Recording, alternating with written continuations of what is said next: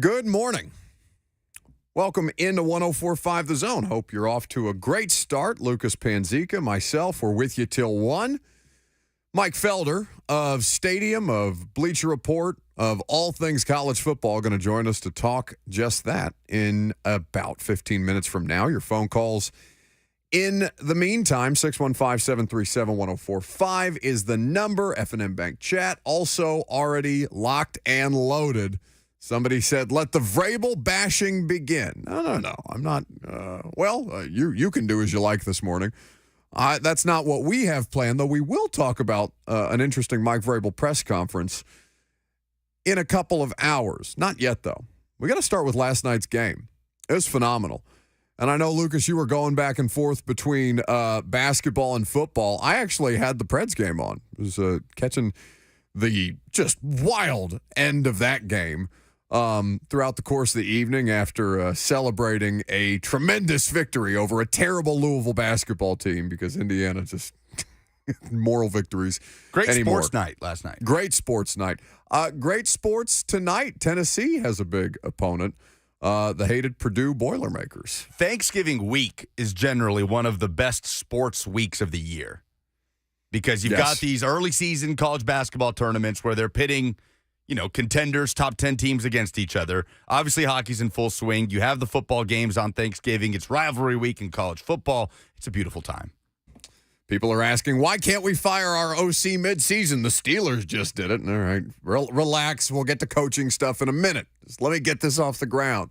The football game last night was exceptional. Philadelphia gets Super Bowl revenge on Monday Night Football. It's probably the best Monday Night Football game of the year. I don't know that, at least in terms of the caliber of opponents and how close the game was throughout the course of it, and obviously Philadelphia going to Arrowhead and upsetting Kansas City when Kansas City had, all manner of opportunities to beat them and literally let so many go through wide receivers' hands. It's brutal. Justice for Patrick Mahomes. Justice for that defense. That defense played so well last night. And Mahomes at the end making ungodly throws, only to have them literally, the Marquez Valdez-Scantling drop, where he's in the end zone, and he almost lets the football hit him in the hands and then volleys it behind him. It's so weird. It's not weird. It's terrible. They are, you hate it for Mahomes because he gave them enough. You hate it for that defense because the defense, especially late against the Eagles, they were getting stops all over the place. They had them in a 3rd and 23 at one point late in the game when the Eagles desperately needed to find ways to get points. I think did AJ finish with 1 catch for 8 yards? Wonder what the Chiefs' priority is going to be in the draft coming up. Well, you know who pointed out that drops killed them last night on Twitter. I don't know if you saw this. DeAndre Hopkins. You think he's thinking about that at all? I'm not, I don't want to infer anything. But notably, the Chiefs and the Bills were not interested in paying for the services or paying top dollar, maybe not top dollar, but paying what you might consider market rate for DeAndre Hopkins' services. And he noted that drops were hurting them last night on social media. I found that interesting. So, not just because the Eagles and the Chiefs played a great game last night, but trying to figure out in the discussion of who's the best team in the NFL, you can't with confidence say Kansas City because they are hazard out there. Other than Travis Kelce, who also had a ghastly fumble in the middle of that game. That's as mad as I've seen Andy Reid in a while, or at least on television, mad as I've seen Andy Reid in a while. And you saw who Travis Kelce was matched up with for most of the night. Yeah, I sure did. A lot of former Titans on the Philadelphia Eagles. I'm struck by it. A.J. Brown, and obviously they acquired Kevin Byard, but then you watch the Eagles. Did you forget about Zach Cunningham? You forget about Zach Cunningham. Did you forget about Marcus Mariota? You forget about Mariota as the backup. You forget about Julio Jones catching a screen pass wearing number 80, and Joe Buck says Julio Jones on the reception, and I'm like, whoa, okay. Yeah, forgot Titans that legend. Titans legend Julio Jones. It's all over the place. They're all there. Are Titans fans... Is the second team for Titans fans more Philadelphia because they've got all these well-liked players when they were here? Sure. AJ and Byard and Marcus. Or is it the Vikings just because of the contingent of Vol Titans that are honing in on the Dobbs thing? But I think you have to split that up. I think the entire University of Tennessee fan base is pulling for the Minnesota Vikings and not interested in anything that the Tennessee Titans are doing. Well, I think there are Titans fans that may have no affiliation with the Vols that just like to root. Everybody likes to root for Josh Dobbs. Josh Dobbs is an easy to root for person and an easy to root for story. Absolutely.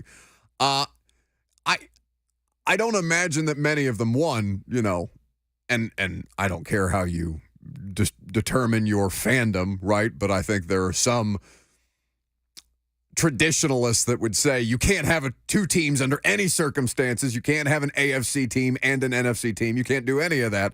Otherwise, you're not a real fan. I don't really care how you do your fandom, whatever you want to do. It doesn't bother me.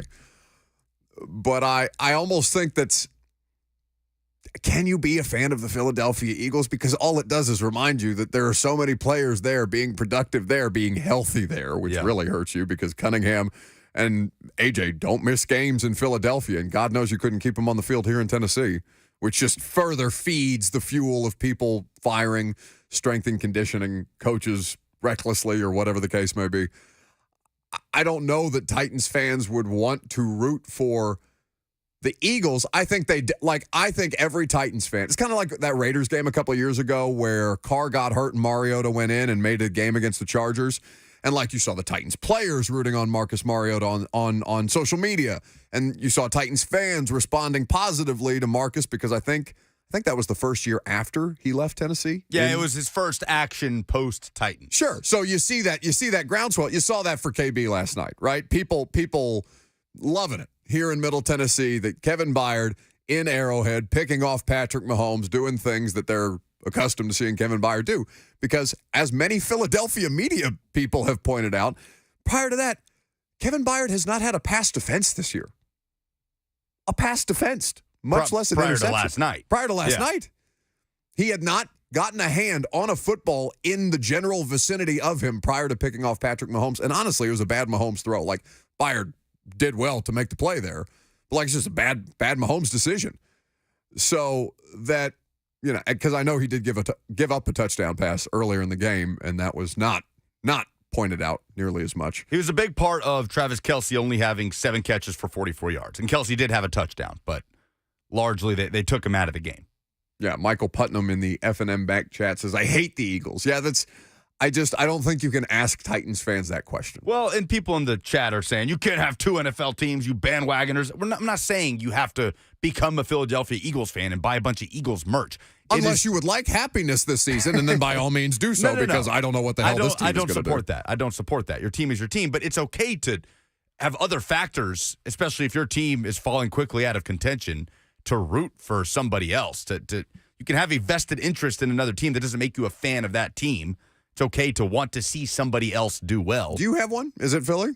I think, I'm rooting for Dobbs for sure. Sure. But as far as true contenders are concerned, I'd like to see the Eagles. I like the Eagles, man. I like how obnoxious their fan base is. I loved the environment at the Link last year when I got to see it. I like because you were behind glass and safe. Yes, but I like the song. I like the song that they sing, and yeah, Kevin Byard, in my mind, deserves to win a Super Bowl. So I would be in support of that. Give me a Vikings-Eagles NFC Championship game. Oh, goodness. 615-737-1045. Who's the best team in the NFL? I mean, we spend so much time talking about whether the one that we talk about on a regular basis is the worst team in the NFL, and they're not, but it's not that far. It's not that far away.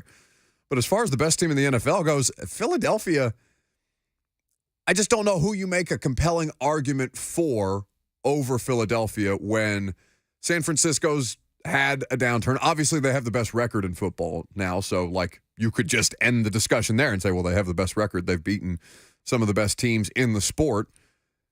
And the one loss is to the Jets. Yep. The Jets, who have just not only benched Zach Wilson, but made him third-string quarterback in a way that, it's just like, get this guy out of sight, out of mind for the sake of the rest of the players. To keep morale up, get Zach Wilson out of here. I mean, the Eagles have beaten the Vikings, the Bucks, the Cowboys, now the Chiefs, The Dolphins? Who has a better resume than the Philadelphia Eagles? Nobody. I mean, it's not Kansas City, Miami. That's the biggest question with them is, like, they do the thing that good NFL teams do, which is they beat inferior opponents. But against the best teams in the league, they don't have a good record. They don't have a winning record. Michael Felder is going to join us. Speaking of strength of schedule, we'll do a little college football talk. The latest iteration of the college football playoff rankings will come out tonight. We'll do some X's and O's with Felder coming up next.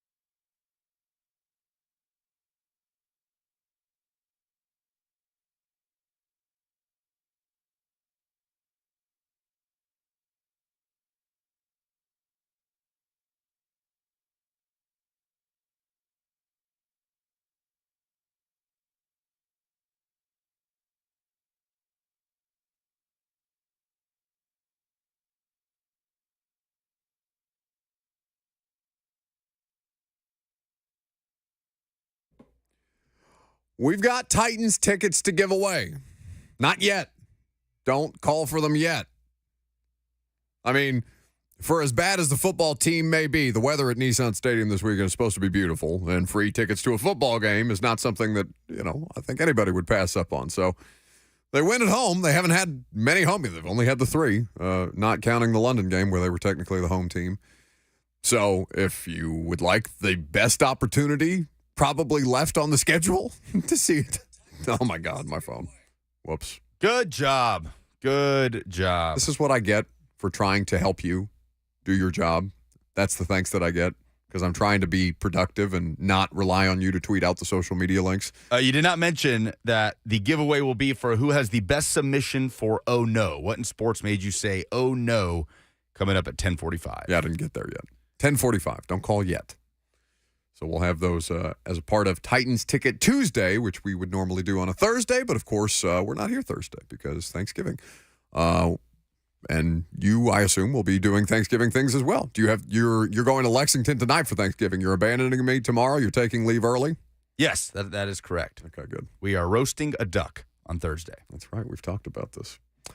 615-737-1045 is the number before our buddy Mike Felder joins us. Talk some college football. How about Eric in Lebanon?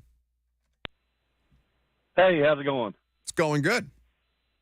Oh, yeah, y'all was talking about having that second team that you root for. I'm a Titans fan, but, hey, when they're not in it, I like Brock Purdy, Mr. Irrelevant, leading San Francisco to the Super Bowl. That would be an awesome story. Sure. I mean, back-to-back 3 touchdown performances. Thank you for the call, Eric. It's tough to not like San Francisco, just objectively, if you're flipping through football teams right now, because your football team is out of it at 3-7. Not officially out of it, but, for all intents and purposes, out of it. San Francisco is a very compelling story right now, and it seems like the bye week got them right in ways that we will talk about later on in the week, I'm sure. But in the meantime, we got college football to talk about. It's rivalry week.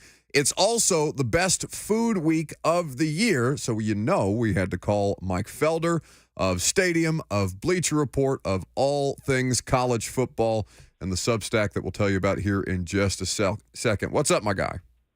I'm doing great, man. How are you doing? You ready for this week? I'm fired up. I'm excited. It's the only thing that I have to look forward to right now because the football team that I spend my weekends covering on a regular basis is just dog water right now, Felder. So I need some kind of positivity, which is why I'm happy to have you on here. Is this actually the best food week of the year, or is this just the one that most people associate with the best food week of the year? It's the best food week of the year if you're prepared. And I was doing BetQL earlier, and the reality for me is so many people don't spend time preparing for Thanksgiving. They just think Thanksgiving is going to show up. And in the words of every coach ever, champions are made in the off season. So if you don't practice, you don't get to play. And that's the reality here. I practice, so I'm ready to rock and roll. That's why we love him, because not only is he an expert in the world of college football, but a culinary expert as well. It's felder.substack.com is where you can go to read more about college football, cooking, and complaining, which is all 3 of my favorite things. In any case, all right. So what's the best rivalry in rivalry week? I know you have your own personal allegiances here, but like objectively, what is your favorite of these games? Other than Tennessee Vanderbilt. No. I'm an Iron Bowl guy through and through. I love watching the Iron Bowl. I think it's one of those things where, you grow up together, you live together, you go to school together, one goes here, one goes there, and then there's it's not just them, it's also all the kids that go to school there. It's all kind of infused. And the thing about the Iron Bowl is the reality is there ain't nobody on campus.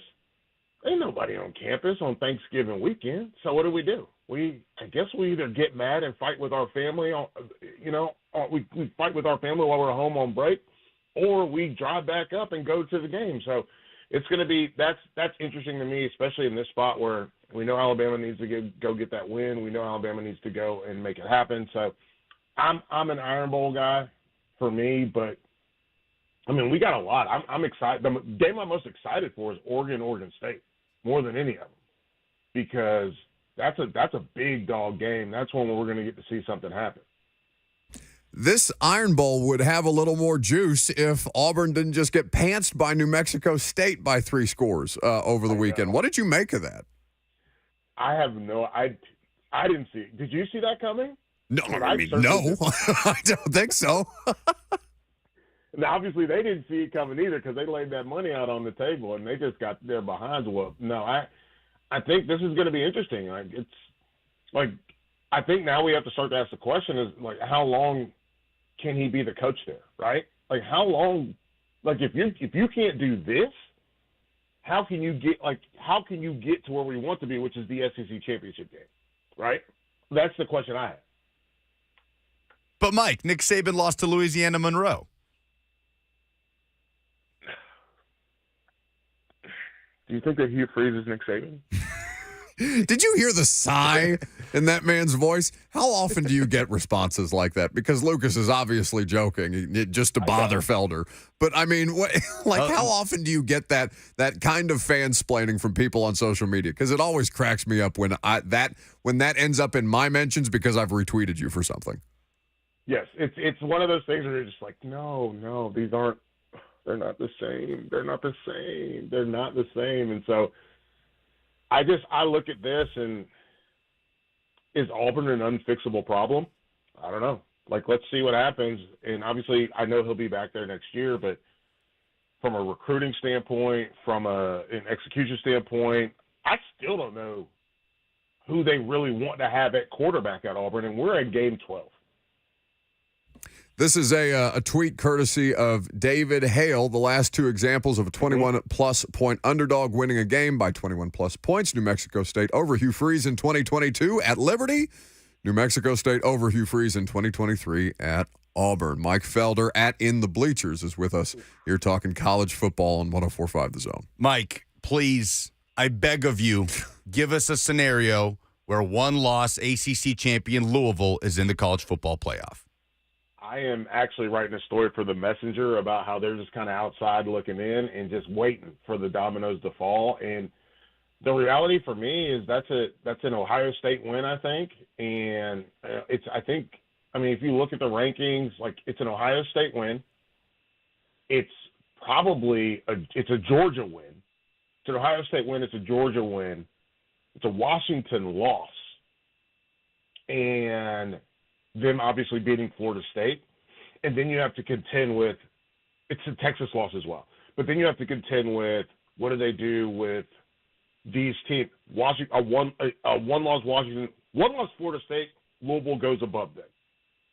Texas losing, they drop down. Oregon losing, they drop down. So they've got a path there. They just need a lot of help. This is like your cousin who doesn't have any of the ingredients to cook anything for Thanksgiving, and they're like, do you have sugar? Do you have salt? I'm like, do you want me to just cook this whole thing? That's where Louisville's at right now. Are you speaking from personal experience? That sounds very, very personal, what you've just brought up there. It's not personal, but I have had neighbors in the past that show up at my door on Thursday morning, and they're like, there's no more rosemary at the store. And I'm like, you went to the store today? What are you doing? This is why I make dinner reservations on Thanksgiving, and I avoid all of this. Mike Felder with us on 104.5 The Zone. So the Jordan Travis injury, obviously devastating, not just for Florida State fans, but for just college football fans in general. He's been a great story and has performed really, really well on one of the best football teams in the country. Tate Rodemaker comes in and gets the thing back on track where Florida State looked like they might be sputtering for a moment. What do we know about the player, and what did you see from him in this game that might be able to keep them afloat as they try and make the Final Four? I think he's going to be fine. They can take care of business against Florida. A Florida team, by the way, this is an insane game, right? Florida State, where we're looking at 2 teams without their starting quarterback. Because Graham Mertz, he got banged up hard, and he didn't realize it took him a play. He got hit so hard that he didn't realize it until a play later. So when I look at this is a guy, he's from Valdosta, if I'm not mistaken, and he's a good quarterback. I think he understands the offense. He's been in the system for a little while, so he can figure it out. I think the big key for me is going to be what they ask him to do. Florida State, I think, understands the plan, and him getting a full week of practice is going to be good. I expect Florida State to win this ball game, but the bigger task is going to be when they come here, when they come to Charlotte. They're going to have to do some things that are not just, run the ball and play it safe. And that's the part that's going to be interesting for me with respect to Tate Rodemaker, because Louisville's defense is good. Like, I really like their defense. They got a bunch of high-cut guys, and for folks that aren't familiar with that phrase, high-cut means they got legs for days and their torsos are short, which means for every 2 steps I take, they're taking 1. And so when you look at that, kid came in, threw for 217 yards, threw for 2 touchdowns. And I know it was against North Alabama. I'm not crowning the king right here. What I'm saying is that he's going to have to show up bigger on December 2nd than he's going to have to show up this weekend. So enjoy your turkey this weekend, Tate. Do your this week and do your thing. But, man, you're going to have to show up big once you get to that Louisville game. Tennessee Vanderbilt in Neyland is, expected to go Tennessee's way in a big way. But the Vols throughout the course of this year, I don't know what your expectations were for them, Mike. I don't know if you were just kind of in wait-and-see mode with the rest of us, because whatever Joe Milton might be has obviously this is the best version of Joe Milton that we've seen, and it's not been Hendon Hooker for obvious reasons. Sure. So relative to whatever expectation you might have had of them, is this kind of where you expected Tennessee to end up given the schedule that they had this year? I thought they had a chance. The biggest issue for me was, and then we didn't get all the way to the Alabama game. We got to the Florida game, and then they lost. And that was the problem. And I was like, wow, they lost to Florida. Florida's bad. Bad. And we know Florida's bad. Again, they go back to that Florida State game. One team's fighting to get to the playoff. The other team is trying to get bowl eligible. So they're bad. And so when I look at it, they can't get on track. They can't get on the rails. And it's one of those things where I think it's a combination of 2 things, Buck, where one, teams understand how they have to play. They're pulling some stuff out of the Iowa State playbook. I don't know if anybody else has noticed this, but they're pulling things out of the Iowa State playbook, Iowa State's defense playbook, where teams are going 3 over 2. 4 over 3 with respect to when Tennessee goes trips or when Tennessee goes to doubles. They have more over than they have under, because they know that Milton is he's not a true run threat.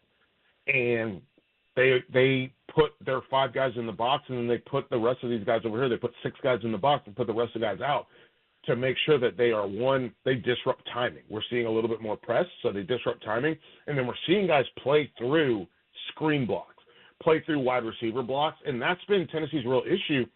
You can't run a screen if the point man is not going to block. And it's not that he's not going to block, it's just that, I'll say this as someone who played college football, defensive backs lift different than wide receivers. We lift different. We are stronger. We are tougher than wide receivers. And every now and then you get a George Pickens, right? Every now and then you get a Hines Ward. But for the most part, if you get blocked by a wide receiver, when you're in the meeting room on that Sunday or that Monday, that coach is telling you, how did you let this happen to you? Not, this guy's so good, it's amazing what he did. They say, how did you let this happen to you? Because you lift, you're strong, you should be better than him at this. And so that's what we're seeing, is that teams are just overwhelming them at the point of attack. And even though it's speed and space and the whole deal, I don't know if you noticed, have you seen how many more screens they're running towards the interior to try to get linemen out? Yes. And I mean, if that's the best way that they can get the offense back in gear, it's hard for me to fault them, but it's just such a predictable thing that they continue to do. Yeah, and that's the part, but it stems from teams are anticipating these screens, they're anticipating these little 2-man games. And the deep balls, I mean, those are low percentage passes, and when they hit, they hit. But man, when they don't hit, now you're what? Now it's, instead of 1st and 10, now it's 2nd and 10. Then you try to push a dig down the field. You lose timing. It's either a sack or it's a hurried throw, and now that's an incompletion. Now it's 3rd and 10, and now what are you going to do? You're going to run a tunnel? You think that's what's going to get it done? So they're in a tough spot. They win this weekend. I do think they win this weekend, but it's going to be really, they're a team that, we a lot of us thought, hey, maybe they have a chance to contend with Georgia. Like we looked at the schedule and we're like, they got 2 games. They got Georgia and they got Alabama. Now they lost both of those games. They also lost to Florida, and they lost to Mizzou. And Mizzou all of a sudden becomes the darling of the ball, where Mizzou is just hanging out, just sitting there, asking, "What about us?" The Ohio State-Michigan game coming up this weekend, the matchups that will dictate the winner of this one in what is going to be, I mean, arguably the most scrutinized college football game of the year, if not just for the football, but for everything swirling around Michigan. Yeah, obviously the off-the-field stuff with Michigan is going to be interesting. I think the most intriguing battle is going to be so I'm going to put 2 things, 2 silos here, okay? First one, who plays better, Kyle McCord or J.J. McCarthy? I can't put a ton of faith in a team who won't let their quarterback throw the football, Michigan. And so that's where I'm worried. Like, what do you think? We talked about it with cooking turkey, right? Like, you can't just, if you don't practice it, how can you be good at it? And this is where I get that from. Like, they don't let him throw the ball. And we saw multiple times last week and then the week before where they don't let him throw the ball. And then the times that they ask him to throw the ball over 20 yards, it looks awful. So that's what I'm worried about. Well, whereas with McCord, I don't think he's a better quarterback than J.J. McCarthy, but I know that he has the ability to push the ball long. And then the other one that I'm looking at, speaking of pushing the ball long, I'm looking at Mike Sainristil, matched up whenever he gets matched up on Marvin Harrison Jr. That's what I'm looking forward to. And on Cade Stover, because Sainristil plays that kind of nickel, the money guy, the safety. He does all those things. He's a gadget guy. So are you going to put him on Cade Stover? Okay, I think Cade Stover is one of the best tight ends in college football. You're going to put him on Marvin Harrison Jr.? Okay, let's see what that happens. So I think that's the one that I'm the most interested in on the field. This man artfully worked in not 1 but 3 different Thanksgiving Day metaphors throughout the course of his college football analysis. It's why Mike Felder is the best. It's why you should follow him for all his various musings on all variety of different platforms at In the Bleachers. I said to Lucas in the middle of that as you were plugging your work on the Messenger, how many damn jobs does Mike have? I'm losing track of them. I keep a list every time he comes on, so I have things to plug. I'm just going to direct people to your Twitter account at this point. Yeah, just go to the X account. I will be in New York City on Tuesday. We're going to do the reveal before championship week for Bleacher Report. So tune into that. You can catch that, Buck, on Max. Ooh, TV's own Michael Felder. How about that, ladies and gentlemen? Buddy, thank you so much for the time. Have a great holiday, and we'll look forward to the next time we speak. Oh, it's always good. You guys take it easy. You call me anytime. I'm ready to show up. That's the man, Mike Felder, with us on 104.5 The Zone. All right, let's give away some Titans tickets. Coming up next, what in sports made you say, oh, no, for Titans ticket, not Thursday, but Tuesday, for the opportunity to get 2 tickets to the Carolina Panthers game against the Tennessee Titans at Nissan Stadium, 2 tickets to the VIP tailgate, all-inclusive, with Ron Slay, courtesy of the Bullseye Event Group. All you need is this number, 615-737-1045. What in sports made you say, oh, no? That's next.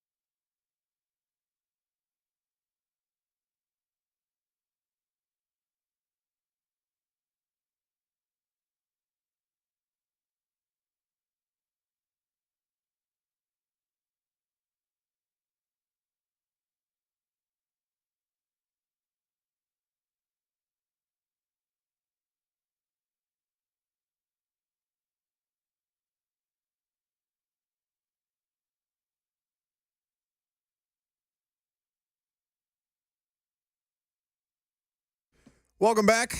What in sports made you say, oh no, for a chance to win some Titans tickets and VIP tailgate tickets?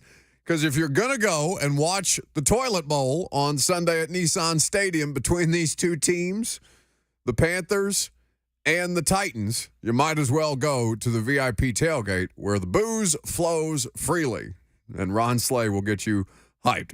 Slay can make even a Toilet Bowl game such as this fun, right? If you're going to pregame with anybody, it has to be Ron Slay. Although I saw even Slay on Sunday tweeting out that he was desperately in search for something positive to take out of the Titans game. And I didn't look at the responses, but I saw that there were like 335 of them, and I don't think that any of them were good. The crazy thing about Slay doing those is he comes up to visit the Titans radio booth after every Titans home game. And I know that man has been outside since 9 a.m. That's right. Tailgating with Titans fans. Oftentimes coming from Knoxville first. Right. Getting people hyped for the game. I mean, partying all day. And he comes up and he's just Slay. And he's good. And he's perfectly normal. And we all take a big group picture. And I'm like, how are you not collapsed on the floor right now? Because of room temperature vodka. The man runs on it. He's a machine. It's true. So, what in sports made you say, oh no, hit the music? Oh, I wasn't ready. Okay. I'll wait patiently. You want to say something? What'd you have for breakfast this morning? You're not going to answer my question? Oh, no! Oh, no! Oh, no! Oh, no! Oh, no! Oh, no. Oh, yeah! What made me say, oh, no? I'm not going to give you the satisfaction if you can't do it well on the front end. We've been a disaster. We are as poorly run right now as the Tennessee Titans football team, it feels like, through 2 days of us trying to do the radio show. Got to produce better, got to talk better. Anyway, what in sports made me say, oh, no, this week? And we'll get to your phone calls on this here in just a second.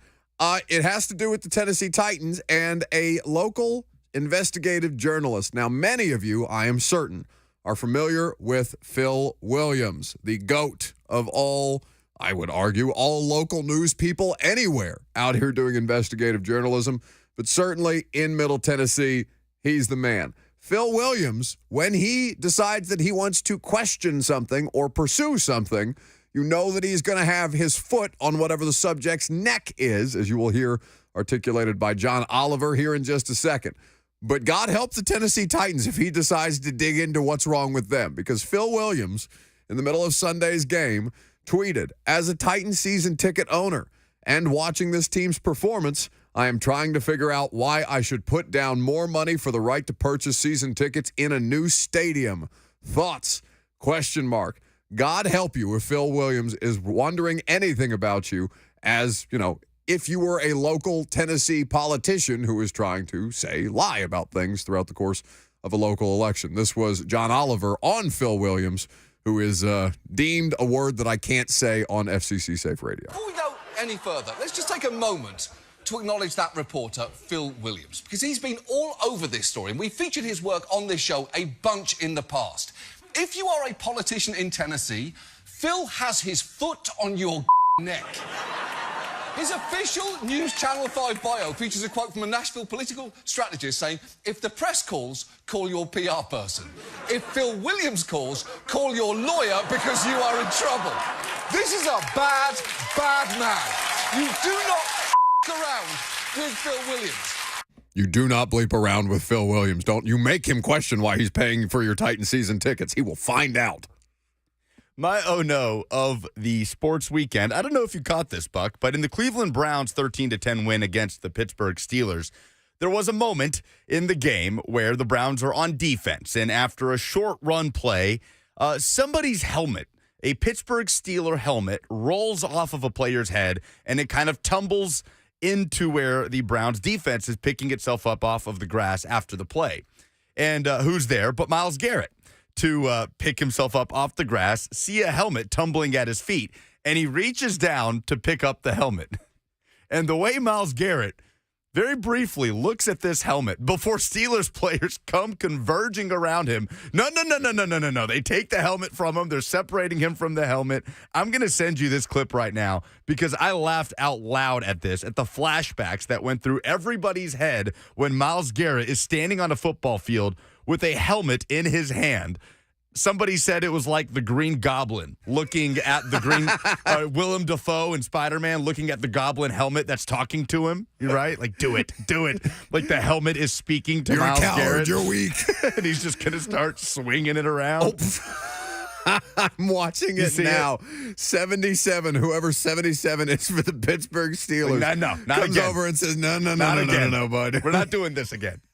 So Myles Garrett, very briefly holding a Pittsburgh Steelers helmet in his hands, and the way he puts his hands up, like, I'm good.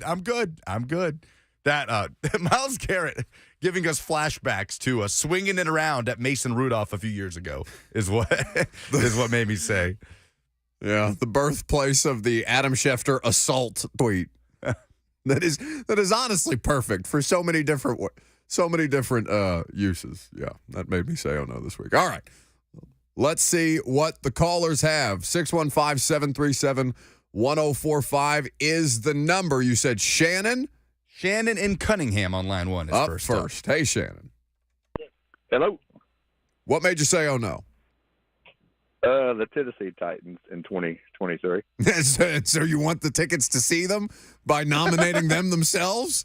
Hey, I love them, man. Just because you have a bad day, you might get mad at your kids, you might get mad at your wife every now and then. I still love them. Yeah. But I don't like them right now. Shannon, it's as good a nominee as you could have out there. We appreciate that. Shannon he's the only one that we've taken right now first, but he's the front runner. It would seem. Put it to Derek in Nashville on line 2. Derek is next. Hello. Hey, Derek. Morning. My worst thing in sports is about the female sports reporters telling fields just because they can't talk to the coaches or the players, so they're making up their own stories about injury reports and plays on the field. Are you talking about Carissa Thompson? Yes.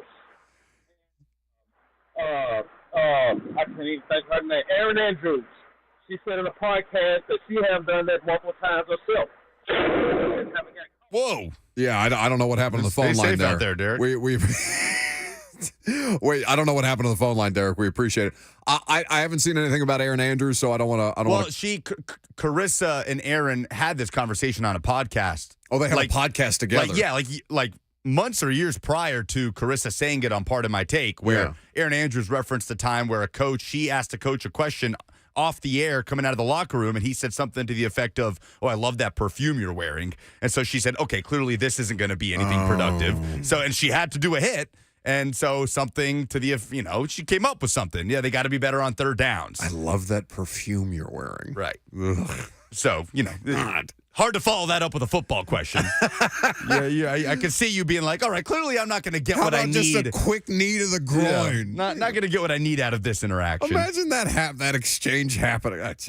What an idiot. Anyway. Carissa Thompson just shouldn't have said that on the world's biggest sports podcast. She got super comfortable, and, I know she's tried to clarify her comments. She did a lot of damage to a lot of people who work very, very hard at that job, and not the least of which is our good friend Laura Oakman, who's a Nashville resident. You see her on the sidelines for Fox, and she runs a program called Galvanize, where she specifically prepares young women for the opportunity to become sideline reporters and works very closely with a lot of teams around the league to give them those opportunities and experiences. I know she took that very seriously, and that was it was a tough moment for Carissa Thompson. And I mean, you got to be more self-aware of that. And also, don't make things up like that. You can't say casually. It's kind of like we talked about Levis yesterday saying freakouts in the huddle, where he said freakouts, and you're like, is it actually a freakout? Or when she's saying just made stuff up, you can't be so casual with that. The F&M Bank chat is concerned about Derek. Yeah, no, it sounded like he hit a deer or something. Did he hit a deer? Did he get in a wreck? Derek, what happened? Derek, we hope you're Adam okay. says, call him back. See if he's okay. Let's go to Logan in Nashville on line 3. He's next. Logan. Hey, can you hear me? Yep. Awesome. Okay, so I'm at the Tennessee-Georgia game. Not looking great, but still a pretty good game there at the end of the first quarter.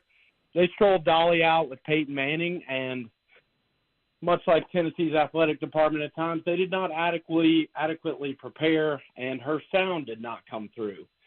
It sounded absolutely horrible. they did Dolly dirty, and it was a perfect microcosm for what was going to be a beatdown the rest of the game. So when you do Dolly Parton dirty in front of Neyland Stadium and 100,000 people, that's an oh-no moment. Yes, absolutely. It's a strong nominee. We talked about it yesterday. It was a little out of sync. They didn't do Dolly any favors with the sound system. Unfortunate. All right, one more before we wrap this thing up for a chance to win some Titans tickets. Who's on line 5? Josh in Clarksville. Hey, can you guys hear me? Sure can. All right. Good morning, guys. My biggest oh no would be on the Chiefs receiving core last night because they couldn't catch a cold if they wanted to. That's just hideous. I'm still so mad at 84. What's his name? Watson? Thank you for the call. Justin Watson, who led them in receiving. Yes, it led them in targets. He should have had a hell of a lot more catches because he just could not, for the life of him, hang on to the football in critical moments. Oh, man, it's tough. Who should be the winner here? Those are four really strong nominees. We got the Titans just generally. Carissa Thompson saying she made up sideline reports. The Dolly situation in Neyland and Chiefs receivers. It's hard. All right, we're going to debate amongst ourselves. We will tell you who won the tickets coming up next. We will also get into the Titans offensive line situation. Yet another injury and a player expected to miss the rest of the season. We'll tell you what's going on with Chris Hubbard coming up next.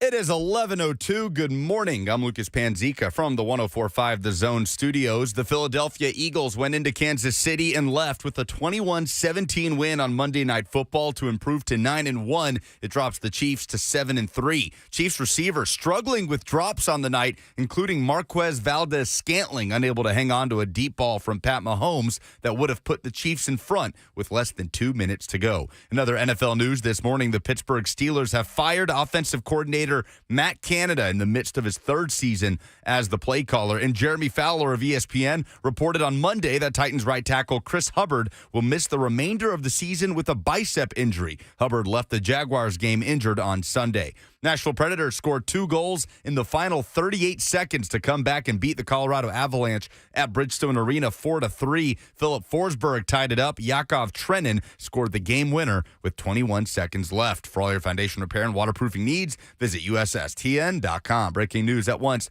on your home for the Titans and Vols. This is 104.5 The Zone.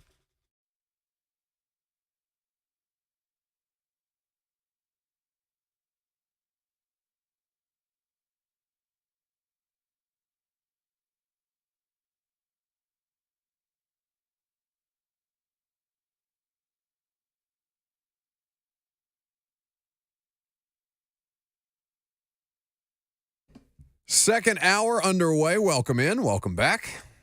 Thanks for hanging out with us until 1 o'clock today. 615-737-1045. That's the number. Who won the Titans tickets, Lucas? Logan in Nashville for his Dolly Parton at Neyland Stadium technical difficulties submission. Okay, it's not the only giveaway that we have this week. Hell, it's not the only giveaway that we have today. You're going to want to listen to the end of the 11:20 segment if you are a business owner, because we have a really, really cool thing, courtesy of Hattie B's, that we are going to give to one business owner to provide a meal for a bunch of people for their local business. Stick around, and we'll tell you more about that here in just a little bit. Go for some hot chicken right about now. 615-737-1045 is the number. All right, so I don't know about hot chicken, but I know the Titans offensive line group is in hot water, and the temperature continues to get higher and higher. Chris Hubbard is expected to be done for the rest of the season, according to Jeremy Fowler of ESPN. He tweeted that out at about the second quarter of Monday Night Football last night. The Titans right tackle Chris Hubbard is expected to miss the rest of the season with a bicep injury per source. Hubbard, a 10-year vet, started 9 games for Tennessee. They were lucky to have gotten him when they did, because he ended up being a better right tackle than Nicholas Petit-Frere was. Who also might miss the rest of the season. That's right. The only reason that the Titans made the move is because NPF, who is now, potentially done for the remainder of the season, due to shoulder surgery, was supposed to miss more games than he ended up missing, but was suspended for the first couple of games of the season for a gambling suspension. So Hubbard has been, you could argue that Chris Hubbard's been the most consistent offensive lineman that they've had this season. Hubbard or Skoronski? Yeah. Brunskill has been, I don't know. It's tough. Skoronski has been fine for a rookie offensive lineman. I feel better about the right side just generally than I do about the left right now. We'll see what happens with Peter Skoronski down the line.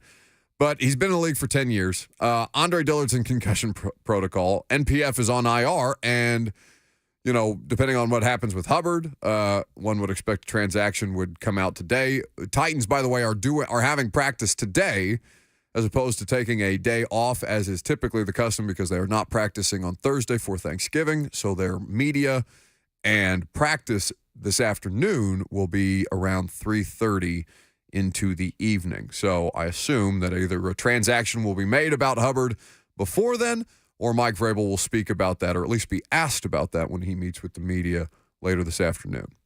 So Jalen Duncan, come on down. I guess, man. They're out of players. Like Rupchich and OJ are sitting there on the practice squad. All right. There's always guys that they can sign, but to expect that there's going to be a starting caliber offensive lineman out there right now is tough to imagine. Ojukwu, OJ, was in the discussion for the right tackle spot early in training camp, right? Yeah, it was kind of like Radin's last year, though. Like, he took some reps with the ones, and then he did get hurt, so that, I'm sure, derailed him a bit. But he never really found his way back into that lineup after that first couple of weeks. Mike Vrabel was asked yesterday about Dylan Radins and Jalen Duncan, who played in this game after Hubbard went out and will, feasibly have to play for the remainder of the season, given that they are just running out of bodies to put there. This was the head coach's evaluation of the two tackles yesterday. I thought it was good to have Jalen get the opportunity. He'd been working hard, and we've been working through some different lineups up front. And he had a role, XL jumbo role, which he put some time into, and was excited to use that. And then got in there at tackle, and I would say from a execution standpoint or understanding and assignment standpoint was good. I think the execution could always be better, but it's a good place to start. I'm excited about if we'll be able to see him this week. Okay, so here's what Jalen Duncan's Pro Football Focus numbers graded out as having played in that game. Again, they only had 39 offensive snaps in total, and Duncan played 25 of them. He played just a few more at right tackle than he did at tight end, technically, in this game as an eligible offensive lineman in certain formations prior to the injury. And he did not allow a pressure. Did not allow a pressure in those 25 offensive snaps. He had 12 total that were pass blocking snaps. Did not allow a pressure there. No hurries, no hits, no sacks. He graded out with a 79.4 in Pro Football Focus's pass block grading metrics. And overall was 59.8 because apparently he did not, and, to just watch him, you could tell that they were struggling to run the football, but Duncan did not grade out particularly well as a run blocker. So we'll see how he does in an expanded sample size. This is who they have to work with for the time being, but,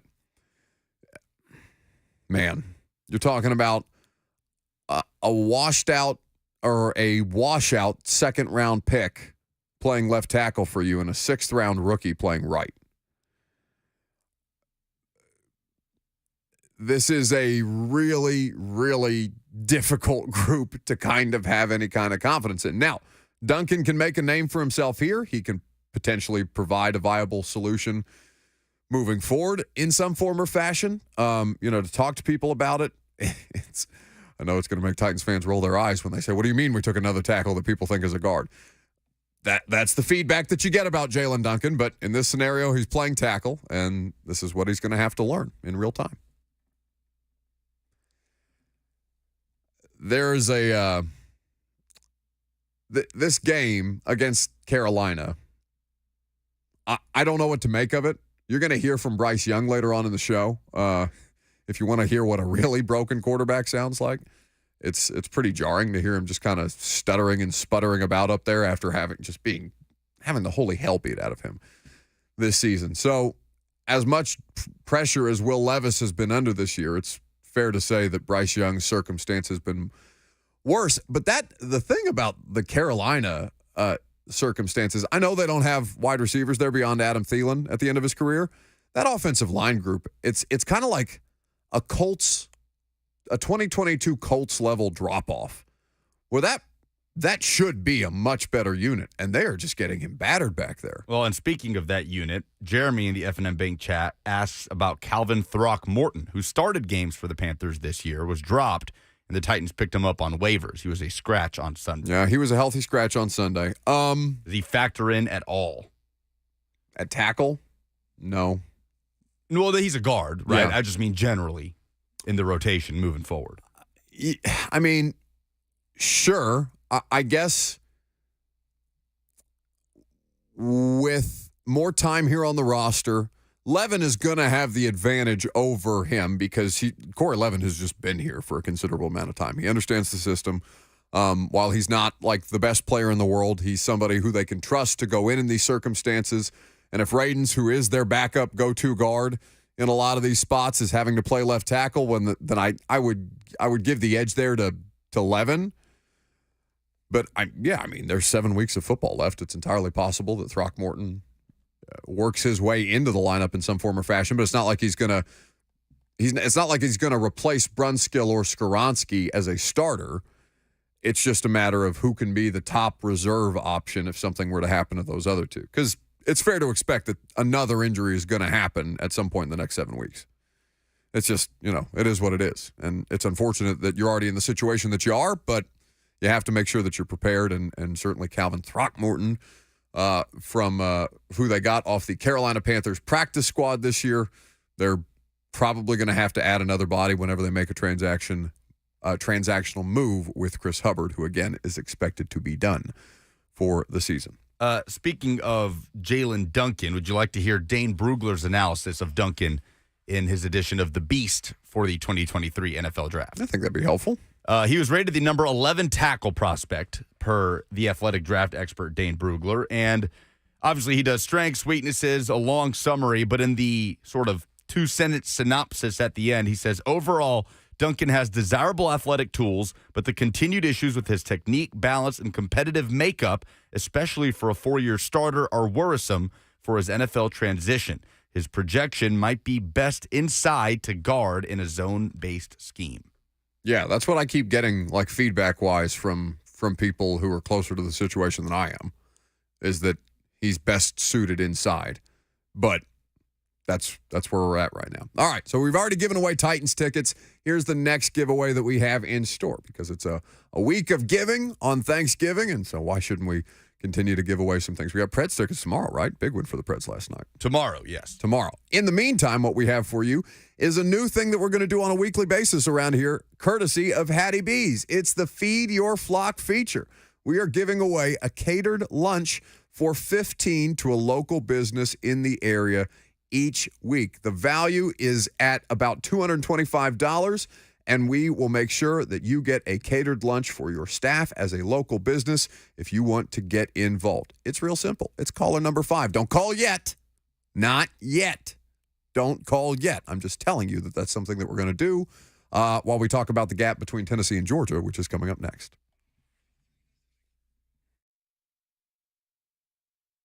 Life is busy. We could all use some extra time in our day, which is exactly why Two Rivers Ford offers mobile service. We'll bring the service to your driveway at no additional charge. Oil changes, brakes, batteries, the certified technicians at Two Rivers will perform basic maintenance on your vehicle wherever you are, so you'll have more time for moments like this. Schedule your mobile service appointment by scanning the QR code or calling Two Rivers Ford today.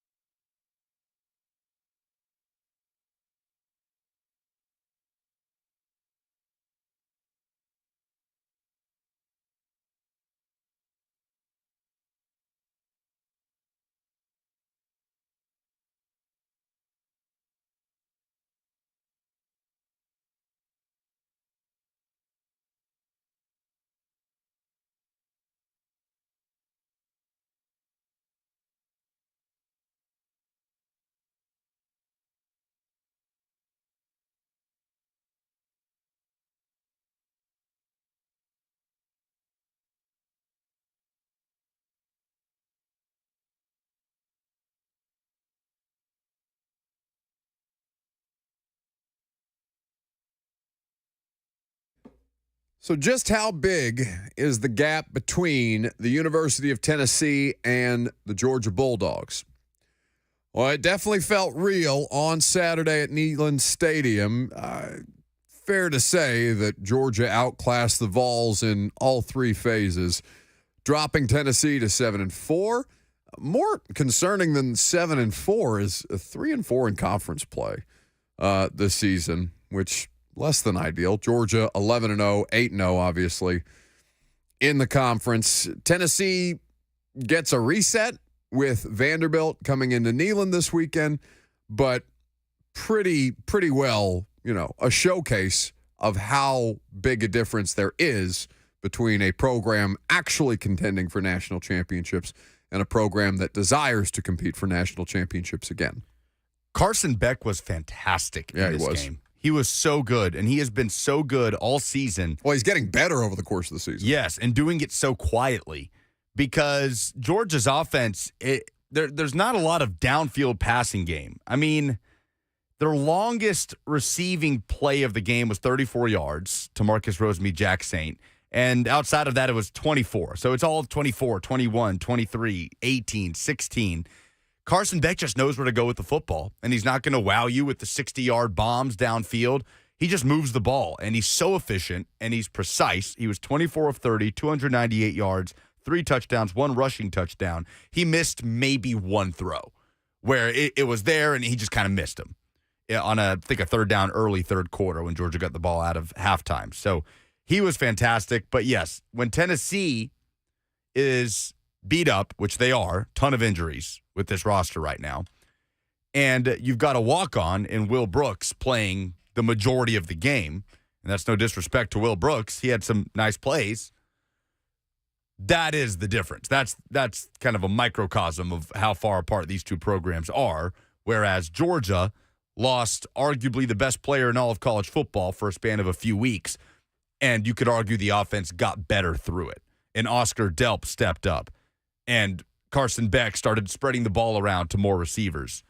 The talent gap between these two teams is smaller than it was 3 years ago, but still huge. Are you surprised they didn't play Nico? No, because at this point, they're just going to redshirt him. You think? Yeah. Oh, no, I know. I mean, Heupel said that after the game. Oh, okay. Yeah, he talked about it. He also talked about some circumstances on the offensive line. Javonta Spraggins, by the way, is out for the season, which just means out for the Vanderbilt game and the bowl game. So I think with some moving parts on the O-line, obviously going up against the Georgia defense, that even if it's putting in backups in the fourth quarter, they are 5 stars. A lot of them are future NFL players.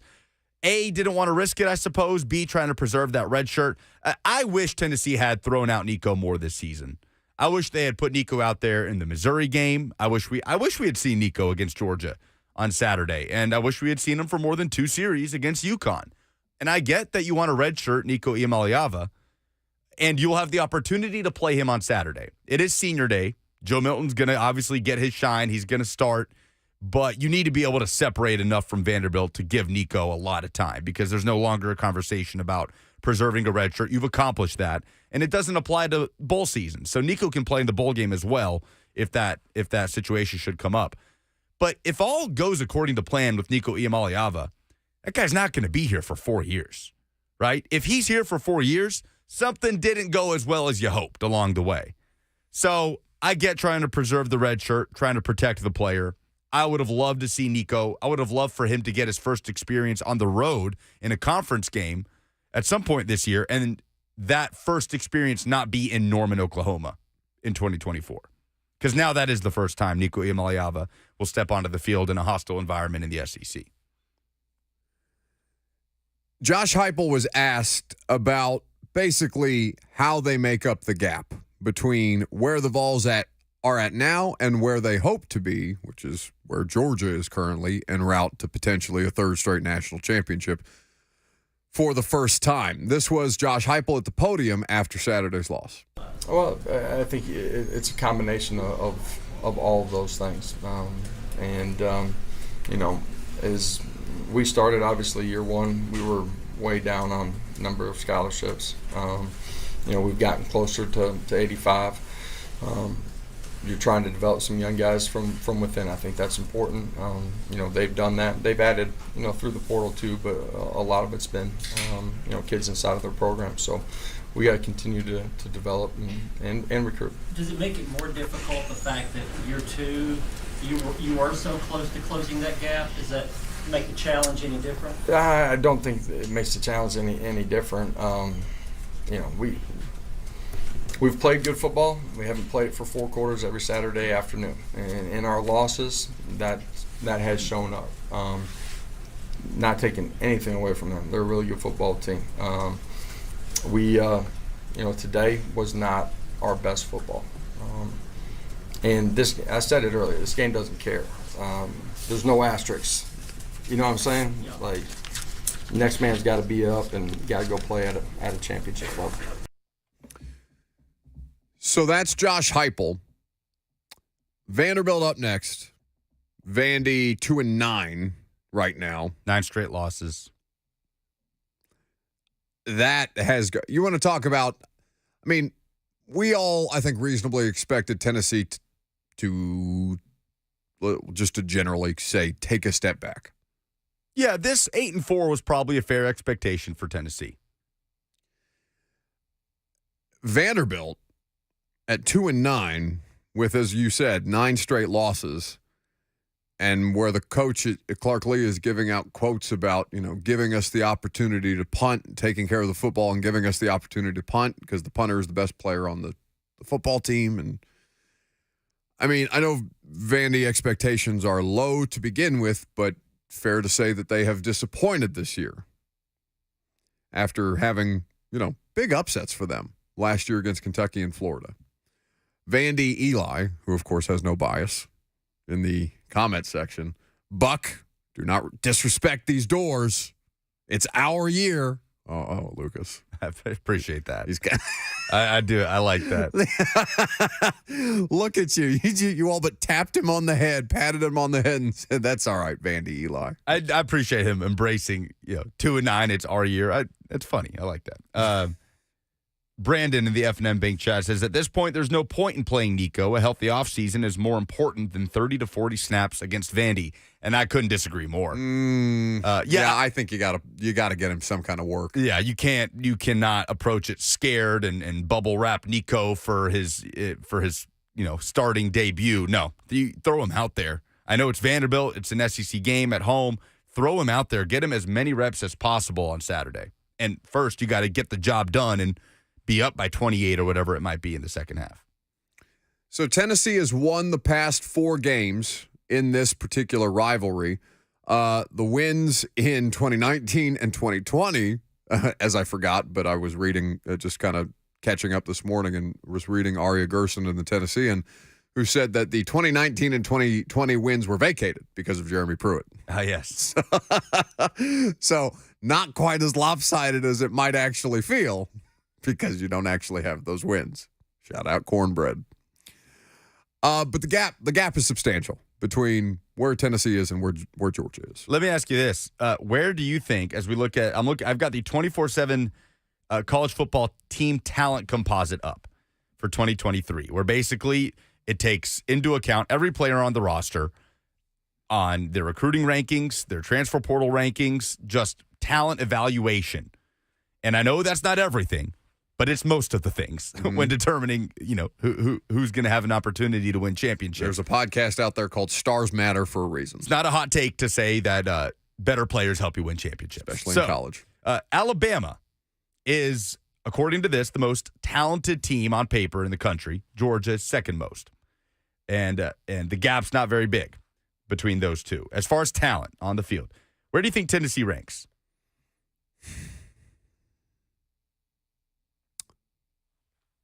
14? 16. 16? You're close. Okay. Last year, Tennessee was in the early 20s, right? And Tennessee was able to overcome a lot of those talent deficiencies, especially against Alabama with that offense and Hendon Hooker and played above his head. Sure. And Tennessee moves up that chart to 16 this year. Obviously, the offense wasn't there. This was the worst year offensively of Heupel's career as a head coach. So if you're a Tennessee fan, you hope that this year is the outlier right? And right now it is, statistically. So can Tennessee get back to a place where, yes, they're recruiting well. It's a top 10 caliber class. Huge, huge, huge difference between top 1 and 2 recruiting class and top 10 and top 8 or even top 7. Tennessee needs to get back to a place where they close that gap as much as they possibly can, and they just have to try and make up whatever they can with the offense the way that it was in 2022. Do you know why I'm smiling? Why? Because I just saw who number 4 is. Texas A&M. Yeah. And number 5 is Clemson. Oh, goodness. 2 teams that have been very disappointing this year. Yeah. That's interesting, right?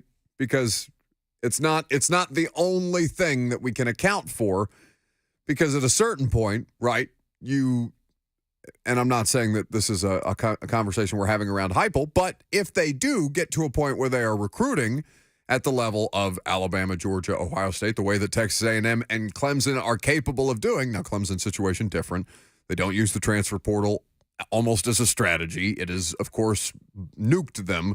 And Dabo, Dabo almost, and they're not in the same position because I'm pretty sure Brandon Staley is going to get fired at the end of the year, but there's almost a defiance to Dabo in the way that he insists on going about this that reminds me of Staley and some quotes I saw from him this weekend about calling the defense and stuff like that. It's different, right? Because Staley hasn't accomplished anything. And Dabo is a national champion. But then, if we're going to have this conversation around Tennessee, they first have to get there in recruiting. Then you have to determine whether Heupel is the guy to do with the talent that is going to get you over the hump here. And until that point, then I don't think it's worth having a conversation about what Josh Heupel can and cannot do right now. Because if the talent gap is that big where you're outside the top 15 and are still playing above your head, technically, even though you've taken a step back from where you were last year, because last year was just an anomaly, turns out more, and maybe this is unfair, but turns out more indicative of that year's team than it is about the state of the program. Right, and that's what you're trying to disprove next season, right? You're trying to get back to that, where an 8-4 is more of an outlier. And Tennessee is back in a place where 8-4 can be considered disappointing to some people. 8-4 without beating any of your biggest rivals, and your best win coming against, I would have said Kentucky on the road, but they just lost to South Carolina on Saturday. So your best win against Texas A&M, who for sure fired their coach, right? One of the most talented rosters, the third most talented roster you played all year, and you won.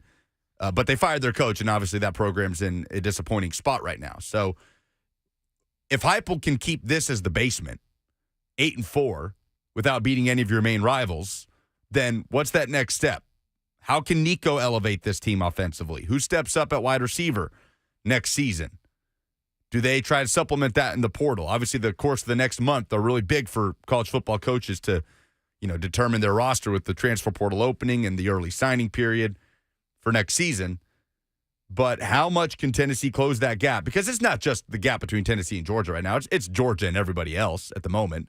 I know Alabama is there neck and neck talent-wise, but Georgia is on the verge of, with a three-peat, giving us the best 3-year run in college football history, and it's not really debatable.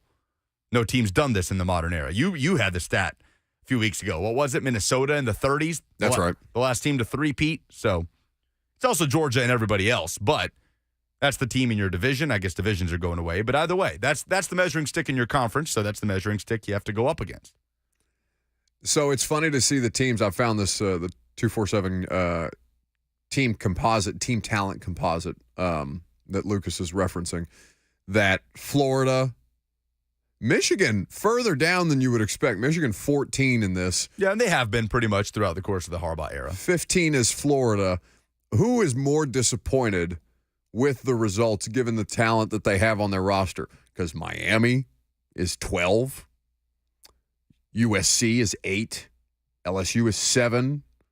And then Clemson and A&M. The answer is A&M. The answer is A&M because number one recruiting class, and you should be playing with the elites. I mean, you're top 4 most talented team in the country. But Miami, man. Miami, yeah, they're still hoping to rise there under Cristobal. LSU should be disappointed this year. They might have the Heisman Trophy winner, and Jaden Daniels is having a ridiculous season in that defense. Brian Kelly, I imagine, would make some staff changes. But I would submit USC. A&M's kind of in a category of its own just with the money. But USC can't be that far behind. They started 6-0. They're 1-5 since. Talk about bottoming out with a Heisman Trophy, number 1 overall pick quarterback in Caleb Williams, and Lincoln Riley putting a lot more evidence in the box of he's a one-trick pony. He'll get you a Heisman quarterback, but he's not going to field a championship team with the mentality, the physicality, or the defense. Well, did you see this weekend? Yeah, they got punked by UCLA. By Chip Kelly, who is apparently going to get fired. Yeah. No, they got run off the field. 38-20. Yeah, it was embarrassing. There is this does not come off as a, okay, go get a defensive coordinator, fix the defense, and you're there. No, you're losing that bad to UCLA. It feels a little bit deeper than that right now with Lincoln Riley and with Caleb Williams out the door. But did you see how many rush yards USC had in this game? No, I did not. I'm pulling it up to verify this because I saw it this morning and I said, that can't be right. I mean, I just saw Derrick Henry rush for 38 yards against the Jags. Nothing would surprise me right now. It's like seeing a ghost. It was less against the Bucks. Well, yeah, but against Jacksonville, he's supposed to be able to do whatever he wants. Yeah. Like they're not even supposed to count against Jacksonville. Well, UCLA on the day ran for 3 yards. And Caleb Williams lost 20. Sack yardage counts towards that. Okay, so if you want to say, you want to take that out. Oh, you mean USC? USC, I'm sorry, not UCLA. I apologize. UCLA ran for 200 against that horrible USC defense. Would have been hilarious if Chip Kelly had an offense that rushed for 3 yards and beat Lincoln Riley by 18. 615-737-1045 is the number. Here's what you need to do if you are a business owner here in Middle Tennessee and you want to do something very, very nice for your staff. Hattie B's is here to help with their flock packs, and this is the Feed Your Flock feature. If you call right now, if you are caller number 5 right now, we will give you a catered lunch for 15 to your local business in the area, and we're going to do this every week. It's valued at $225, so a catered lunch for your employees as a local business owner. Call now for the Feed Your Flock, courtesy of Hattie B, 615-737-1045. Coming up next, our high school football hero, Middle Tennessee Christian running back Eli Wilson.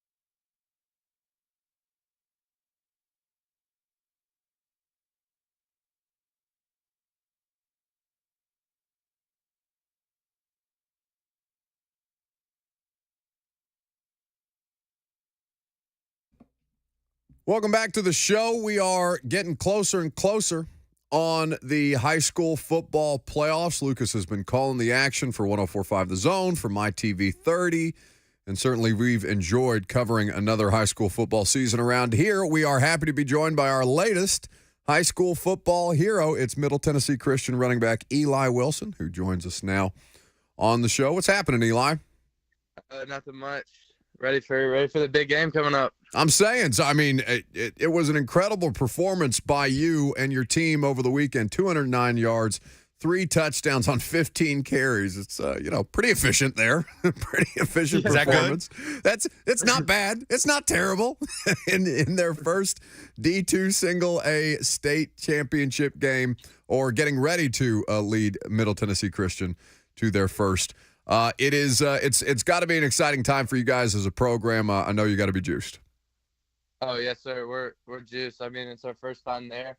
I mean, it's my first time up there in chat. I've never been in a stadium to watch a game or just there. So we're all pretty hyped and we're ready to get it.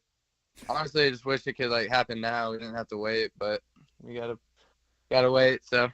Yeah, no, I mean that has to be difficult though, because you want to stay locked in, you want to stay focused, you want to not let the moment become bigger than it actually is, even though it's the most important moment of the season. It's the culmination of all the hard work and stuff like that. How difficult is it for you guys as a group to kind of maintain that level of all right, we're gonna get there, just not quite yet? Oh, I think this off week is I actually kind of like it, because with we don't have a roster of 60. I mean, we got a bunch of guys going both ways, and this off week's kind of good for us to calm down, get everyone healthy for the game. But yeah, I think we're all locked in. We got a good group of seniors that keeps all the guys focused and locked in for practice, and got to have a good week and a few days of practice, and we'll be ready. So how does that work for you guys as far as the logistics of compartmentalizing your preparation this week with Thanksgiving, the holiday mixed in, and then next week in the lead up to the actual game on Thursday? Do y'all start the game planning now, or is now about resting up and sort of getting your mind right, and then you maybe game plan as if it's a normal week 6 days before the game or whatever it might be? How have you guys been handling that? It's kind of both. I mean, we're not going full throttle hidden drills and stuff, but we're prepping now. I mean, it's friendship. We know them, they know us, so. But we're getting ready. We're not taking the week off by anything. But our coaches are doing a good job of getting us right and got a good game plan for us going forward. And, of course, you got the better of that game against Friendship Christian earlier this season, but you'll play them again in Chattanooga coming up on the 30th. So what went well for you guys in the first matchup, and how do you kind of prepare for an opponent that you are familiar with when there's already so much that you know about one another? I think it's our defense. Our run defense is very good. I mean, they're a good running team. They have Tyson Wolcott. I mean, he's a good back. So, I mean, stop him and we're in good shape. But I think our offense we're going to put up some points too. I mean, it wasn't a blowout the first game, but because both defenses came out and played a great game. But it's going to be a dogfight. It's going to be back and forth. So I'm excited. So obviously the best part will be trying to win a state championship, and you haven't gotten there quite yet. But what's been the most fun part about this ride for you guys, either individually for you, Eli, or as a team as a whole throughout the course of the last couple of months? Probably just seeing how our senior class has led and how far we've came. And our senior class has been with each other since a long time, since elementary school, and just to see how we're at our goal now. I mean our goal is to win it, but I mean we're here. We gave ourselves the chance to win it. So I think that's just the coolest thing I've seen, is how our senior class has just been dogs on the field and just been great leaders for the team to get here. Bunch of dogs out there. You love to see it. Eli, you mentioned Tyson Wolcott on the other side having a historic season for Friendship Christian. Obviously, you guys will meet in that state championship. So what is that challenge for you then, when y'all won't obviously be sharing the field when you're playing running back, but watching him do his thing all year? I know you've already gone up against him. What kind of challenge do you think that brings out in you as, you try to be the best running back on the field in a game that's going to be filled with some pretty good running backs? Both of you guys had incredible performances on Friday. Yes, sir. Oh, I love it. I love the competition. It's always fun to go against another good back on the other side of the field because you got to, it gives you, a motive of, all right, I got to be better than him on every single play. I got to make more plays than him. And then, whoever, it's pretty much, whatever team does more, whoever wins. Whatever, back plays better is going to win.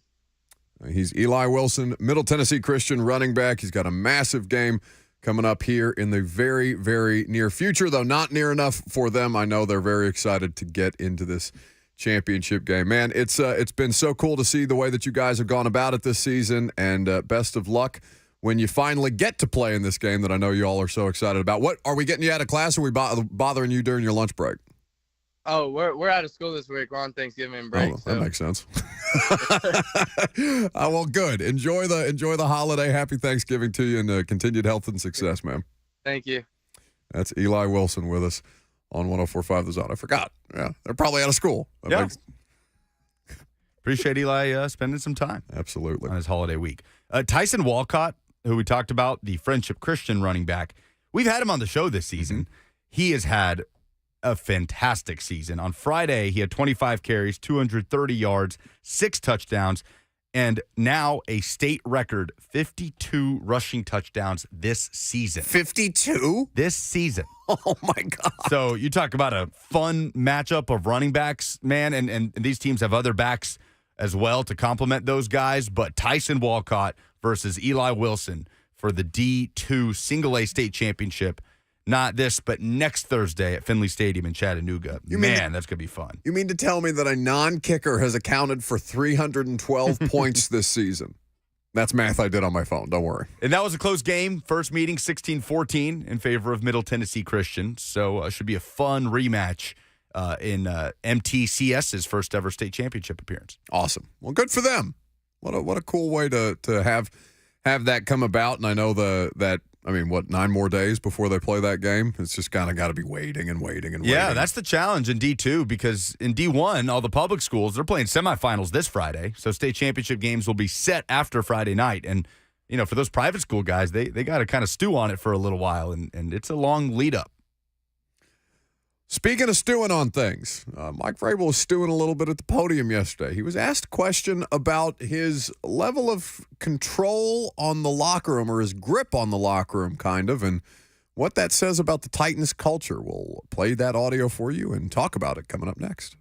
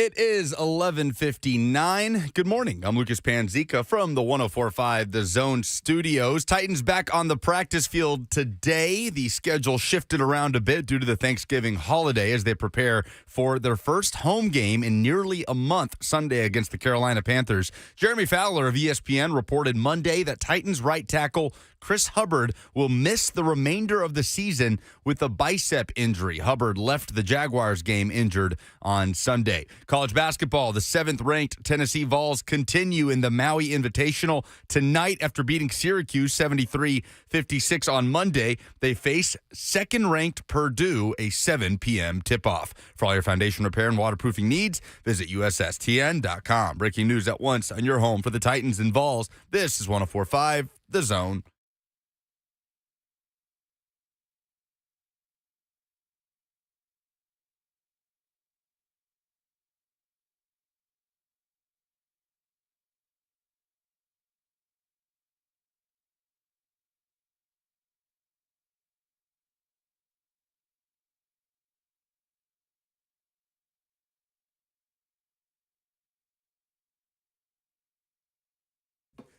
Final hour. Show going quickly. Always feels like that on a short week. Happy to have you guys for one more. 615-737-1045. That's how you get in there.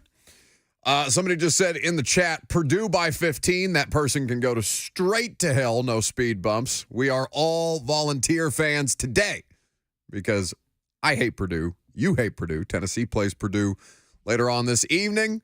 Nothing would bring me joy or greater joy beyond beating a terrible Louisville team yesterday than watching Tennessee beat the number 2 team in the country because Purdue is so much better than Indiana this year, and it makes me sick. Could be a fun game. Yeah. Are you stressing about where you're going to watch that? A little bit. I have plans tonight with the girlfriend, and yeah, we'll figure it out. Not trying to incriminate yourselves. It's my fault. I shouldn't have put you in that position. I just hope Lexington, Kentucky is enough of a college basketball town to have TVs with college basketball on it at every sushi restaurant in Lexington.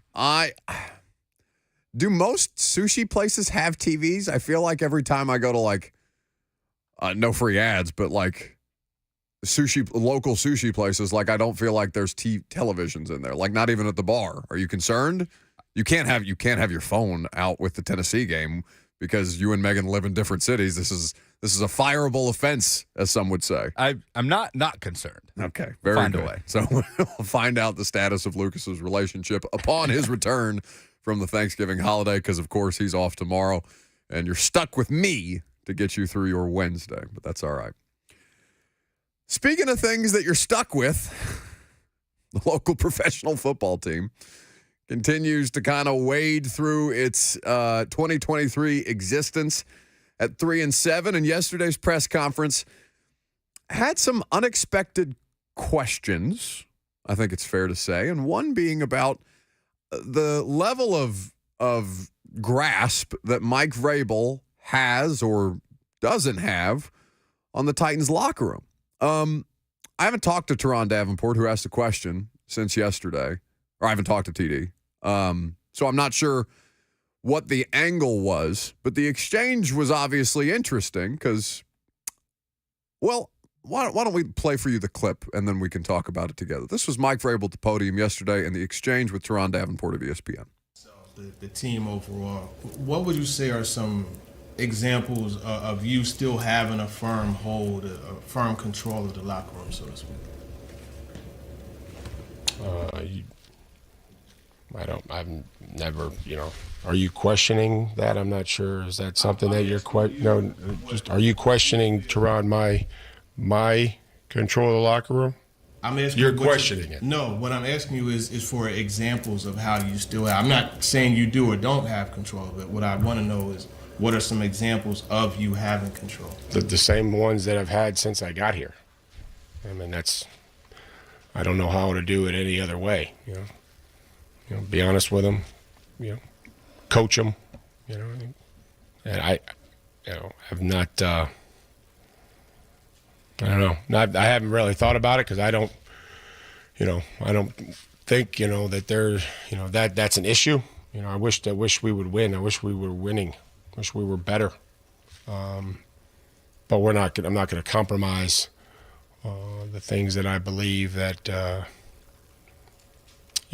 going to help us win, and about the details and about the little things, and not letting those slide, and doing my best to hold everybody accountable, including myself, as we go through this. Is there anything that you feel, or what makes you feel that it's going to remain that way, even if you guys should happen to keep losing? Like, what gives you confidence that you could? Well, the players in there, I think that you got to build something, and with the people that you trust, and again, we've always said about culture is defining yourselves by what you look like. When things aren't well, things aren't great right now. We know what they are, and so we've got to count on our leadership, and and then finding out, and if there are guys like that, exposing them, and then we certainly don't want them here, and I don't think there are guys like that. Are you thinking the culture is good right now in the locker room? I don't think we have bad culture. I think we've lost. I don't think our culture. I don't think we. If I looked overall, I would say, we. Again, we're busting our ass. We try to block extra points. I know it sounds silly and ridiculous, but when you look around and again, you can judge some of that on the effort of the guys saying, I'm going to do everything I can. I'm going to play every snap. We don't, again, we hate to be in 4-minute. We hate to be in that situation. Harold Landry's out there, fighting, competing, at the end of the game, just like everybody else. We made some substitutions. But I'm confident that we're gonna fight and we're gonna compete. We just didn't win. He wasn't expecting that one, was he? He does this thing, and I think it was Austin Stanley at A to Z that pointed this out. He kind of, when he starts to do the super emotive facial expressions, he's got a little Robert De Niro to him, Vrabel. And everybody knows the face you're talking about. That's right, because he did it as soon as Teron asked him that question. It's the face I make at concerts when the music's just good, when the person on stage is just do it. Yeah, when it's just hitting. Well, that one hit, but in a different way. That one hit in a different way. And, we talked about it last night on Primetime, and I had people getting critical of Mike Vrabel for being defensive. Is that not a position that you should want him to defend? Of course he's going to be defensive. And so let's take the question and flesh it out a little bit. And I can just run it through the prism that I've got of being in the locker room after every one of these games for the past, in Mike Vrabel's entire career here. Do I feel like he's lost the locker room? That he does, that the message isn't resonating with players? Are those the same things, just for the purposes of this argument? Losing the locker room and a message not resonating, are those the same thing in this discussion? There's an overlap there. Okay. Yeah, and how often have we heard in this losing run that the Titans are on, fans coming in, they've quit on him. They've quit on Vrabel. Right? I think that's just something people say when you lose a certain amount of games in a row without anything to actually point to, right? Like, okay, show me a play where a guy quit. Yeah. I don't know, when I walk into that locker room, there's not a sense, to me, talking to the guys in there and being in these atmospheres where it's becoming, more and more depressing. I don't get that sense. The sense that I get, and this is a part of the problem, not that they're quitting on their coach, but they genuinely do not know how to fix this thing. Other than, the answer is, well, it's not fixable and you got to get through the season. But in this season, they don't, in the same way that Vrabel doesn't have answers for you, that we don't have answers for you beyond your offensive line stinks and you need a new one and you can't do that right now. They look lost as a group.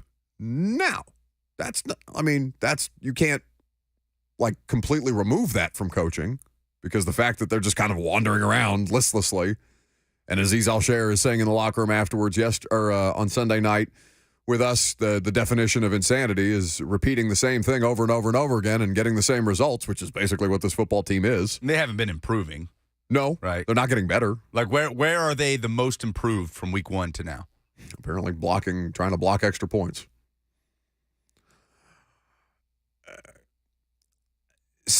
Puka says, I hear some of Simmons' statements, and it sounds like a lack of faith in the coaches. You know, Jeff has had a couple of moments where, and it's a tough thing to kind of parse because we get done with Mike, we walk into the locker room, then we ask players the question, hey, Mike said this, how do you respond? Without Jeff or Levis or Henry or whomever having heard what it is exactly that Mike Vrabel said. So you can kind of get yourself into a corner there where you're asking Jeff to react to something that he hasn't heard, and a lot of times Jeff will just shake his head and be like, well, I'm not going to comment on that until I've watched the tape, which is the appropriate response. Like I said, I don't think Vrabel's lost them by any stretch of imagination. In fact, I think Mike Vrabel has an above-average relationship with players than your average NFL coach does. The fact that he continues to have relationships with Jeff Simmons and his family, the way that he interacts with Derrick Henry's daughter when they're out there on the field together after training camp. I'm sure people have seen videos on social media. It goes deeper than that. He's got a great relationship with A.J. Brown and his family. I don't know if you read Gentry Estes' Tennessean article on Kevin Byard. He talked to Kevin Byard after last night's game. Oh, did he? And they talked about Vrabel. And that Byard said, it's a good piece. You should go read it on Gentry's Twitter account. But that KB said the message from Vrabel was, all right, go win a Super Bowl. Yeah. I mean, when they traded him. Mike has good relationships with these guys. They are losing. It is easy to kind of start to pick at the carcass of this thing for stuff that may or may not be there. Now, again, I can't speak for the players. I'm just speaking from the perspective of somebody who is in the locker room after every one of these losses and talking to these dudes. And certainly nobody's publicly acknowledging a level of not playing for the coach or something like that. But when you are this kind of bad, it is all on the table to be questioned. Like, and to Tehran's part of it, because again, I haven't talked to TD, and you know, it's as simple as me sending him a text. I'll talk to him at practice later today. But you know, I hear Tehran's question again, and Vrabel immediately goes on the defense with it.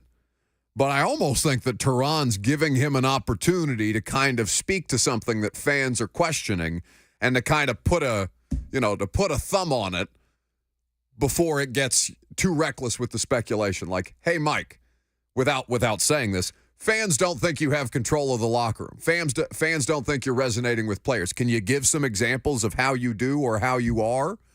Now, Tehran didn't ask the question that way, and Vrabel just received it as Tehran Davenport is questioning my ability to run this locker room, and immediately went on the, if not the defense, on the attack.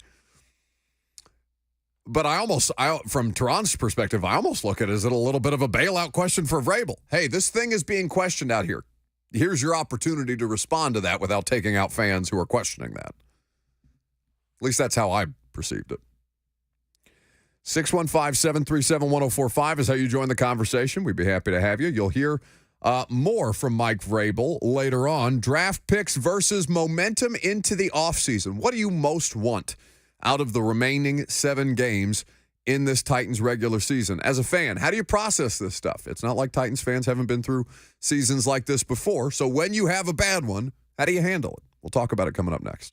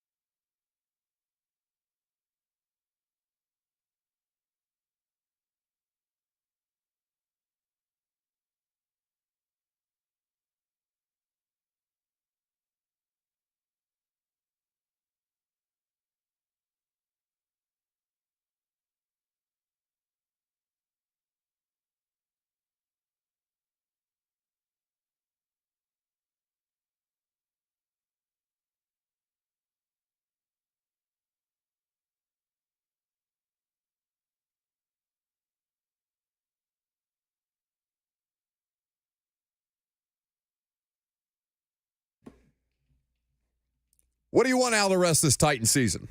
They got 7 more games to play. The next one's at home. That's been a winning position for them so far. Not a lot of winning positions for this particular team, but they do seem to hang on and be able to protect home turf at Nissan Stadium. Should be an easier task this week against the Carolina Panthers, but when you're as bad as the Tennessee Titans currently are, nothing is an easy task. So my question to Titans fans, and it's funny, there almost seems to be like Titans fans in 3 phases, at least the way that I process them, and I'm curious to hear how you all receive this. So there's people who became fans of the team when they first got here because they hit the ground running. They almost immediately go to the Super Bowl. They've got some of the best players in NFL history on those teams, in Eddie George and Steve McNair, like legendary figures in the sport. They go to the Super Bowl. They have an extended run of success, and there's Titans fans from that generation of Titans football. Then there's those of you that survived the much leaner times when you're basically trying to find your quarterback after McNair, and you're going through all different kind of roller coaster scenarios, whether that's VY or Kerry Collins or Locker or Hasselbeck or Fitzpatrick or Mariota. And there's a 1 seed sandwiched in there. Yes. Right, a really fun 13-3 season where you started 10-0. So there's ones who got it right out the gate. There's the diehards who lasted through the lean times. There's another section that feels like they're more recent, who probably latched on to this team either because they moved to Nashville and the Titans were making runs or going to the playoffs repeatedly and aren't necessarily familiar with the history of the franchise. Because I saw Corey Curtis post a picture of Mike Munchak on Sunday and say, and I don't have the tweet in front of me, but paraphrase and say the Titans should write this man a blank check. It doesn't say Mike Munchak in the tweet, but the Titans should write this man a blank check to come home and fix this offensive line. No matter what it costs, get it done. And there were people in the replies of Corey Curtis's tweet asking who that man was. And I said, oh. Majority of Titans fans know who Mike Munchak is. Sure, but it's been a very common thread. I think every Titans talkback I've done this year, I fielded multiple calls about go get Mike Munchak. Yeah, but we're talking to the diehards, and I'm laughing at the social media response because there's a good deal of them are like, who? Yes, former offensive lineman, former head coach for this franchise, and also one of the best offensive line coaches to ever do it. But, and I'm going to, it looks like Coast Game? It's a QOS Games on YouTube. As a 25-year-old Titans fan, he says, I've known basically nothing but pain. Even CJ's 2K season was bad. I mean, that's a bit dramatic. You've just had, like, I know it's awful as of late, but prior to that, it was 6 consecutive winning seasons and 4 postseason trips. Like, you're going to be fine. You're going to be okay. Nothing but pain. Nothing but pain. Yes, I'm so sorry for you. But what do you want out of this season as a Titans fan, realistically? Because I fought against these people tooth and nail prior to the season beginning, and I'm sure who are taking victory laps now, saying that this team was always going to be bad. This team should have tanked right out the gate. This team had nothing to play for. The season was a wash anyway. Lose as many games as humanly possible, get a draft pick. And we had callers come on and argue with me about, well, Buck would rather go 8-9 than 4-12, 4-12 or something like that. No, it's 4-13 now. Right. So that's why what I got scared of. I was trying to do the math in my head and I backed away very quickly.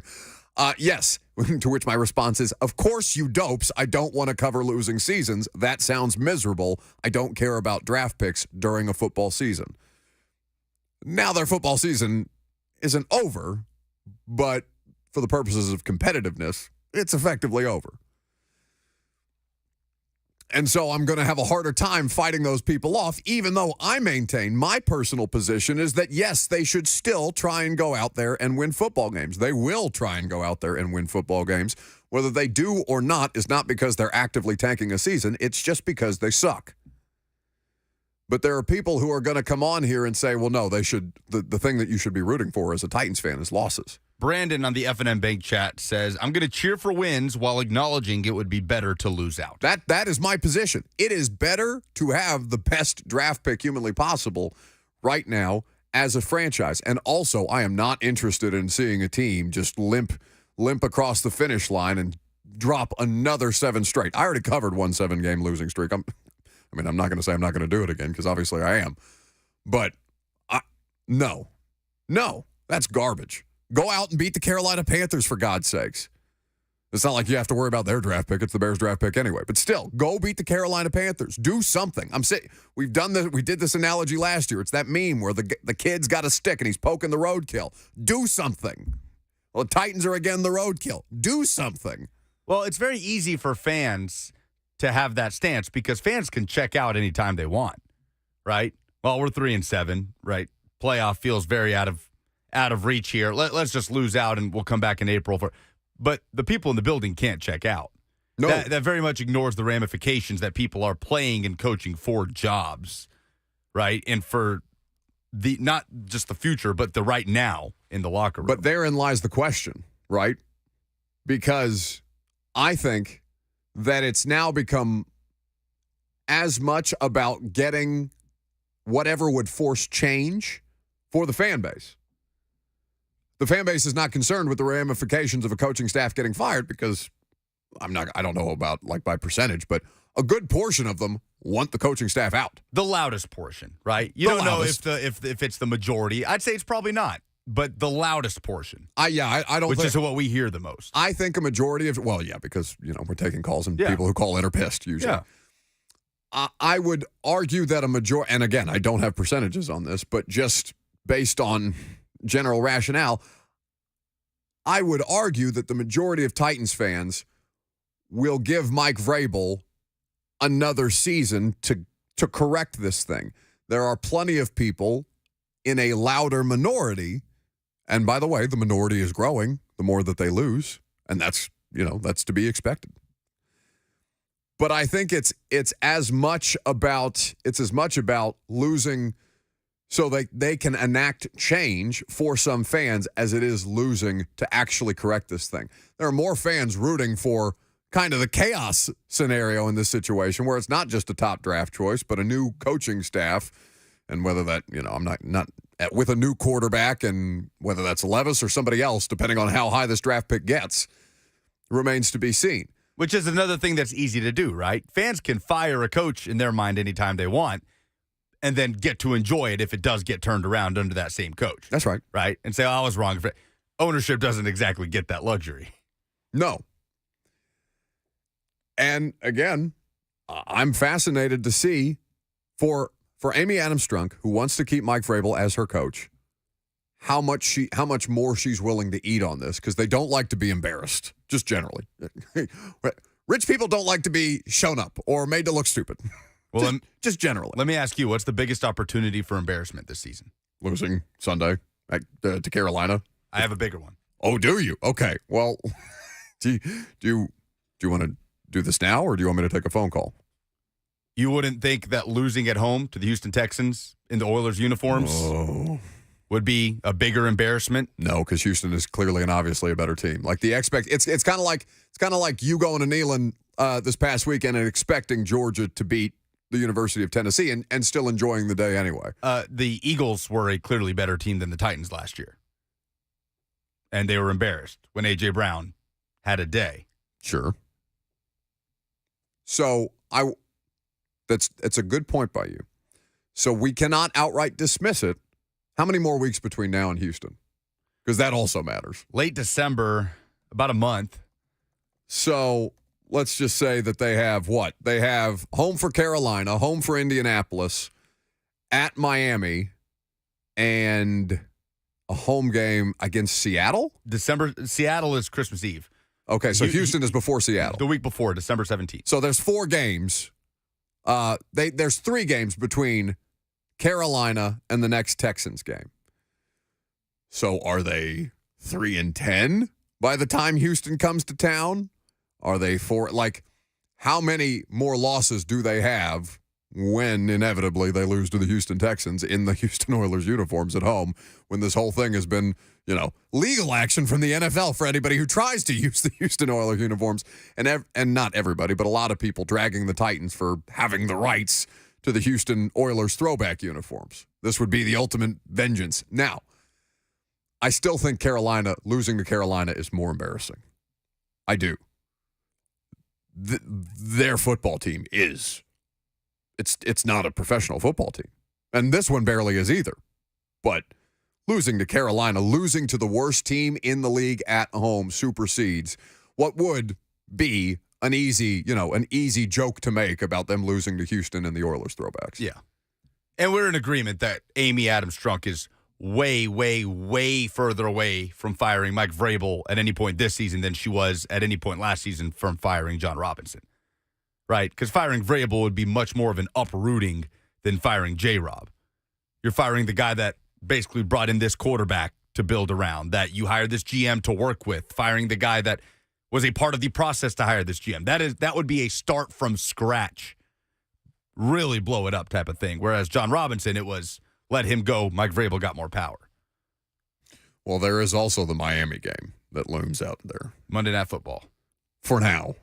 Because you saw that Monday Night Football can start to be flexed starting in Week 12 this week. Oh, you think the Titans could get flexed out of their only Monday Night God. Football game? I pray. I hadn't even thought about that. I pray for the sake of the country that the rest of America does not have to witness what we do on a regular basis. Do not do that to the United States of America, to the other football-consuming public. Do not do that in a national television window. Put the Titans in Miami on Monday Night Football. I mean, I know that they are on Monday Night Football against the Dolphins right now, but God. I mean, I'm sure that people would relish watching Miami score another 70. And I don't know that they would score another 70, but damned if they wouldn't get close. As you look at the remaining Monday Night Football games, because I think there is like a Patriots-Giants in there too, which would be hideous. I'll pull up the tweet from Adam Schefter because he pointed it out last night that flexing can start after Eagles and Chiefs concluded. But the list of Monday Night Football games remaining, including the Titans at the Dolphins in Week 14, looks like this. Where's the tweet? Okay, now I've got the tweet. Bears at Vikings, Week 12. Bengals at Jags, Week 13. Titans and Dolphins. Packers at Giants. Okay, Packers at Giants is a stinker. Chiefs at Patriots, also stinky. Lions at Cowboys, really good. I mean, of any of those games, it's either Chiefs or Patriots or Titans Dolphins that gets flexed out, right? And you would bank on it. Yeah, it's Mahomes at New England. So, I mean, either one of those two, just those scream slaughter. 615-737-1045 is the number if you want to jump in. Rusty is in Brentwood next. Hey, Rusty. Hey, two questions. I'll hang up. One, I take it we can make the playoffs if we were 10-7. Oh, I mean, potentially. Okay. Yeah, that is theoretically on the table. Yeah. All right. And then the other question is, has anybody sat down with the 5 starting linemen and talked to them about what they're having problems with? And I'll hang up. Yeah, we talk to them every week.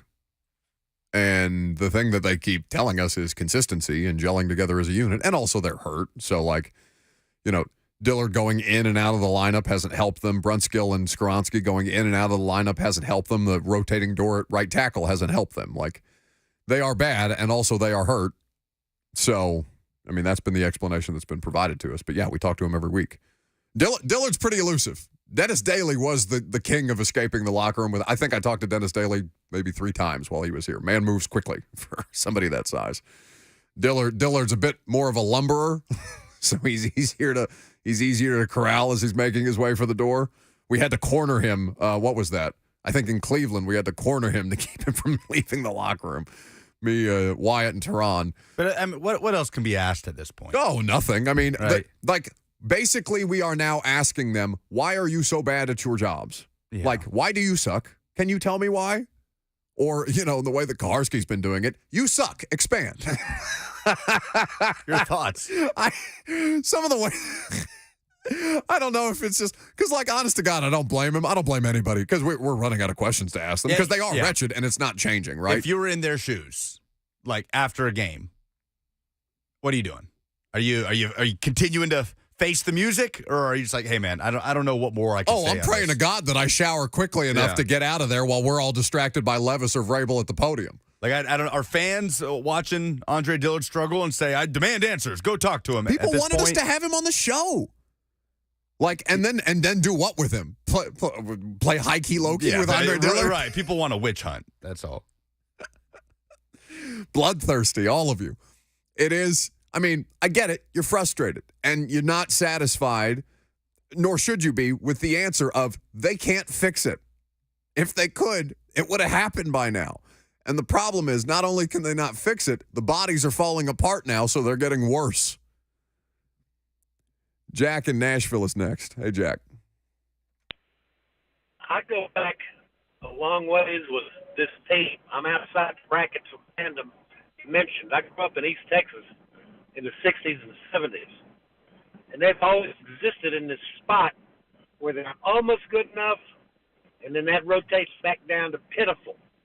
I remember 10, 12 years ago, I walked into Kroger one Sunday morning, and there was Titans tickets for a home game stuck to the board with a note that says, I can't bear to go.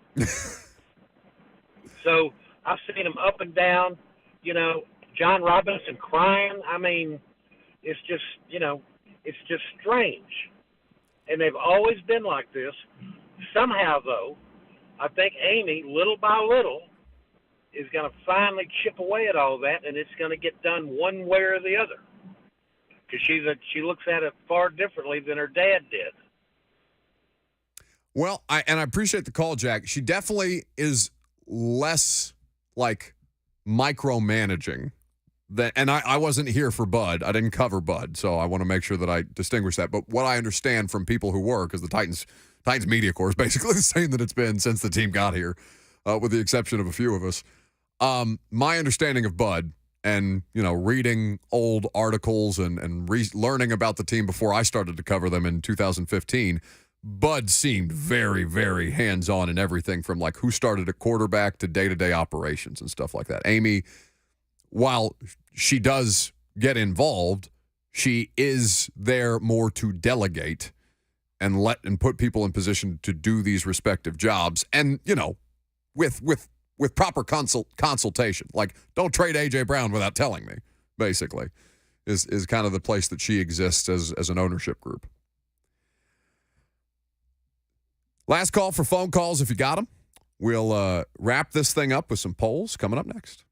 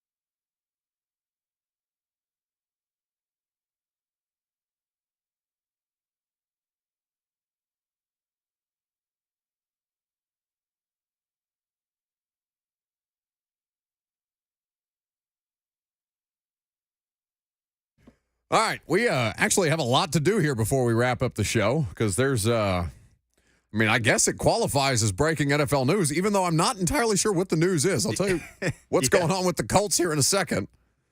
But meanwhile, Aaron in Lebanon is next, 615-737-1045. Last call for phone calls. Hey, Aaron. Yeah, thanks for taking my call. Just wanted to make a comment about this weekend's game. We got to look at what's Mike Vrabel's record against rookie quarterbacks. Oh, it's not very good, if I remember right. I haven't looked at it yet this year, but I know it's not great. Why do you ask? Well, we're playing another rookie quarterback. Well, sure. In Young, and so I don't look for it to get any better. As of 2021, I know it was 0-4. It would have been 0-5 because the Colts quarterback would have beat us this year also. So just a little food for thought. Sure. It's not inconsequential. Thanks for the call. He doesn't have a good record against rookie quarterbacks. I remember that being a talking point the last couple of years. I will endeavor to look that up for you because I don't remember off the top of my head, but I know it's definitely a losing record against rookie quarterbacks. I don't know that he's winless against them, but that would be surprising. All right. Is this laser light show worthy since we don't necessarily? Oh, yeah, we do have necessarily what the news is. Go ahead and hit it. Breaking sports news on 104.5 The Zone. And also, the breaking news should be that he changed his damn name back. It's Darius Shaq Leonard. Again? I'm so sick of this. Anyway, the Colts just cut him. He's heading to waivers. Shaq Leonard just put out a statement on his Darius Shaq Leonard Twitter. He's been waived by the Colts. Quote, Indy, I want to thank you for accepting me and my family with open arms these past 6 years. Have been nothing but incredible through the good times and the bad. Y'all stood by my side. I apologize for not bringing that trophy back to the 317. The energy in Lucas Oil has been nothing but amazing, and I thank you for every memory. I'm thankful to play for such an amazing fan base. I love you guys and wish the Colts nothing but the best. Maniac out. Wow. That petered out very, very quickly for a career there. For a dude who was on all-pro caliber trajectory. He's 28. He obviously wasn't healthy at all last year, played in 3 games, but he's played in 9 games this year. He's been available, largely. Yeah, but he lost his job. Like, he lost his job. He's been out there or been able to be out there. And I guess coming out of the bye, they decided, now we're good. That's crazy. Unless he wanted another opportunity somewhere, unless this is an actual, like we were getting a bunch of messages last week about that bogus Ryan Tannehill thing asking for his release. And people asking, why aren't you talking about this? Well, this is not real, so I'm not going to talk about it. And I don't know that Shaq Leonard / Darius Leonard / Shaq Leonard, whatever his name is at this point, if he asked for his release or not. But apparently, he's out. Former All-Pro and Pro Bowler, this is courtesy of Ian Rappaport, one of the game's best, but his playing time dipped this year, which he's publicly spoken about. Now he's been waived.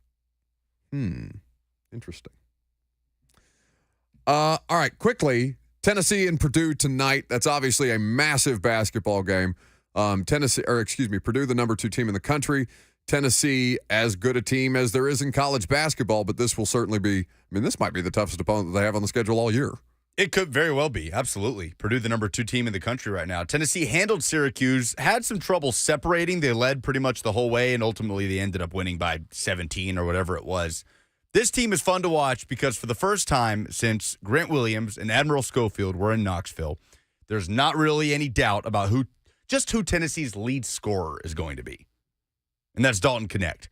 And it's not going to be, Santiago Vescovi. No, like that dude is a primary A1 scoring option, which is something that, when's the last time that you can definitively say Tennessee has had one of those? Grant Williams. Yeah. Grant and Admiral. They would trade off sometimes. It was most consistently Grant. Admiral would step up in that way. But in recent years, as deep and as talented as Tennessee has been, it has been Santiago Vescovi leading the way with 13 points per game, or Kennedy Chandler with a similar number. So for the first time in 4 or 5 years, Tennessee has that, like you said, alpha A1 scorer of the basketball, and a guy that teams will hone in on just taking away from the game. This will be a big game for Jonas Adu going up against Purdue's trademark 7-footers. And this has potential to be one of the most enjoyable to watch early season games of the college basketball slate in this time of year in this non-conference part of the season. So big game for Tennessee in what is a stacked field at the Maui Invitational. Maui Invitational is the best. I love it not just because it's daytime basketball and it has like NCAA tournament vibes. Yeah. But it is like one of the most visible of these tournaments of the year, and there's always great competition. So we'll look forward to that tonight. And, of course, Lucas will be testing the boundaries of his relationship as he scrambles for a place to watch it in a sushi restaurant in Lexington. So if you see him, make sure that he is doing his due diligence. A quick note and a sad one, I'm sorry to say, to end the show with today, quickly before we do some polls. So make sure you don't make me look foolish here with a ridiculous poll open as I try to do something serious.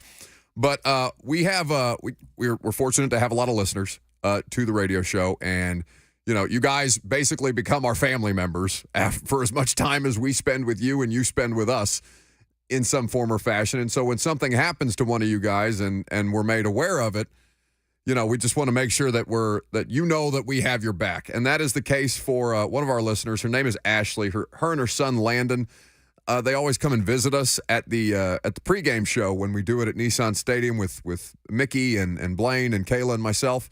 And Ashley and Landon have been at every home game to come say hi to us and take pictures and to enjoy a game. And I saw Ashley post on Twitter last night that Landon had been placed on a ventilator. It's a very jarring image of him in a hospital bed, hooked up to all kinds of machines. He's I don't know how old Landon is specifically, but or the nature of what his condition is. I know that he has been in a wheelchair for a period of time, but beyond that, I haven't had much more information. But we just wanted to pass along our thoughts to Ashley and Landon, and if there's anything that we can do, just feel free to reach out. All right, you can embarrass me with whatever poll open you're going to make me look foolish with here. Stop the count! Stop the count! The polls Classic. have closed, and the votes have been tallied. It's the segment where bias takes over and nuance goes to die. Now, here's your favorite Buck Rising Show daily correspondent, Lucas Polzica.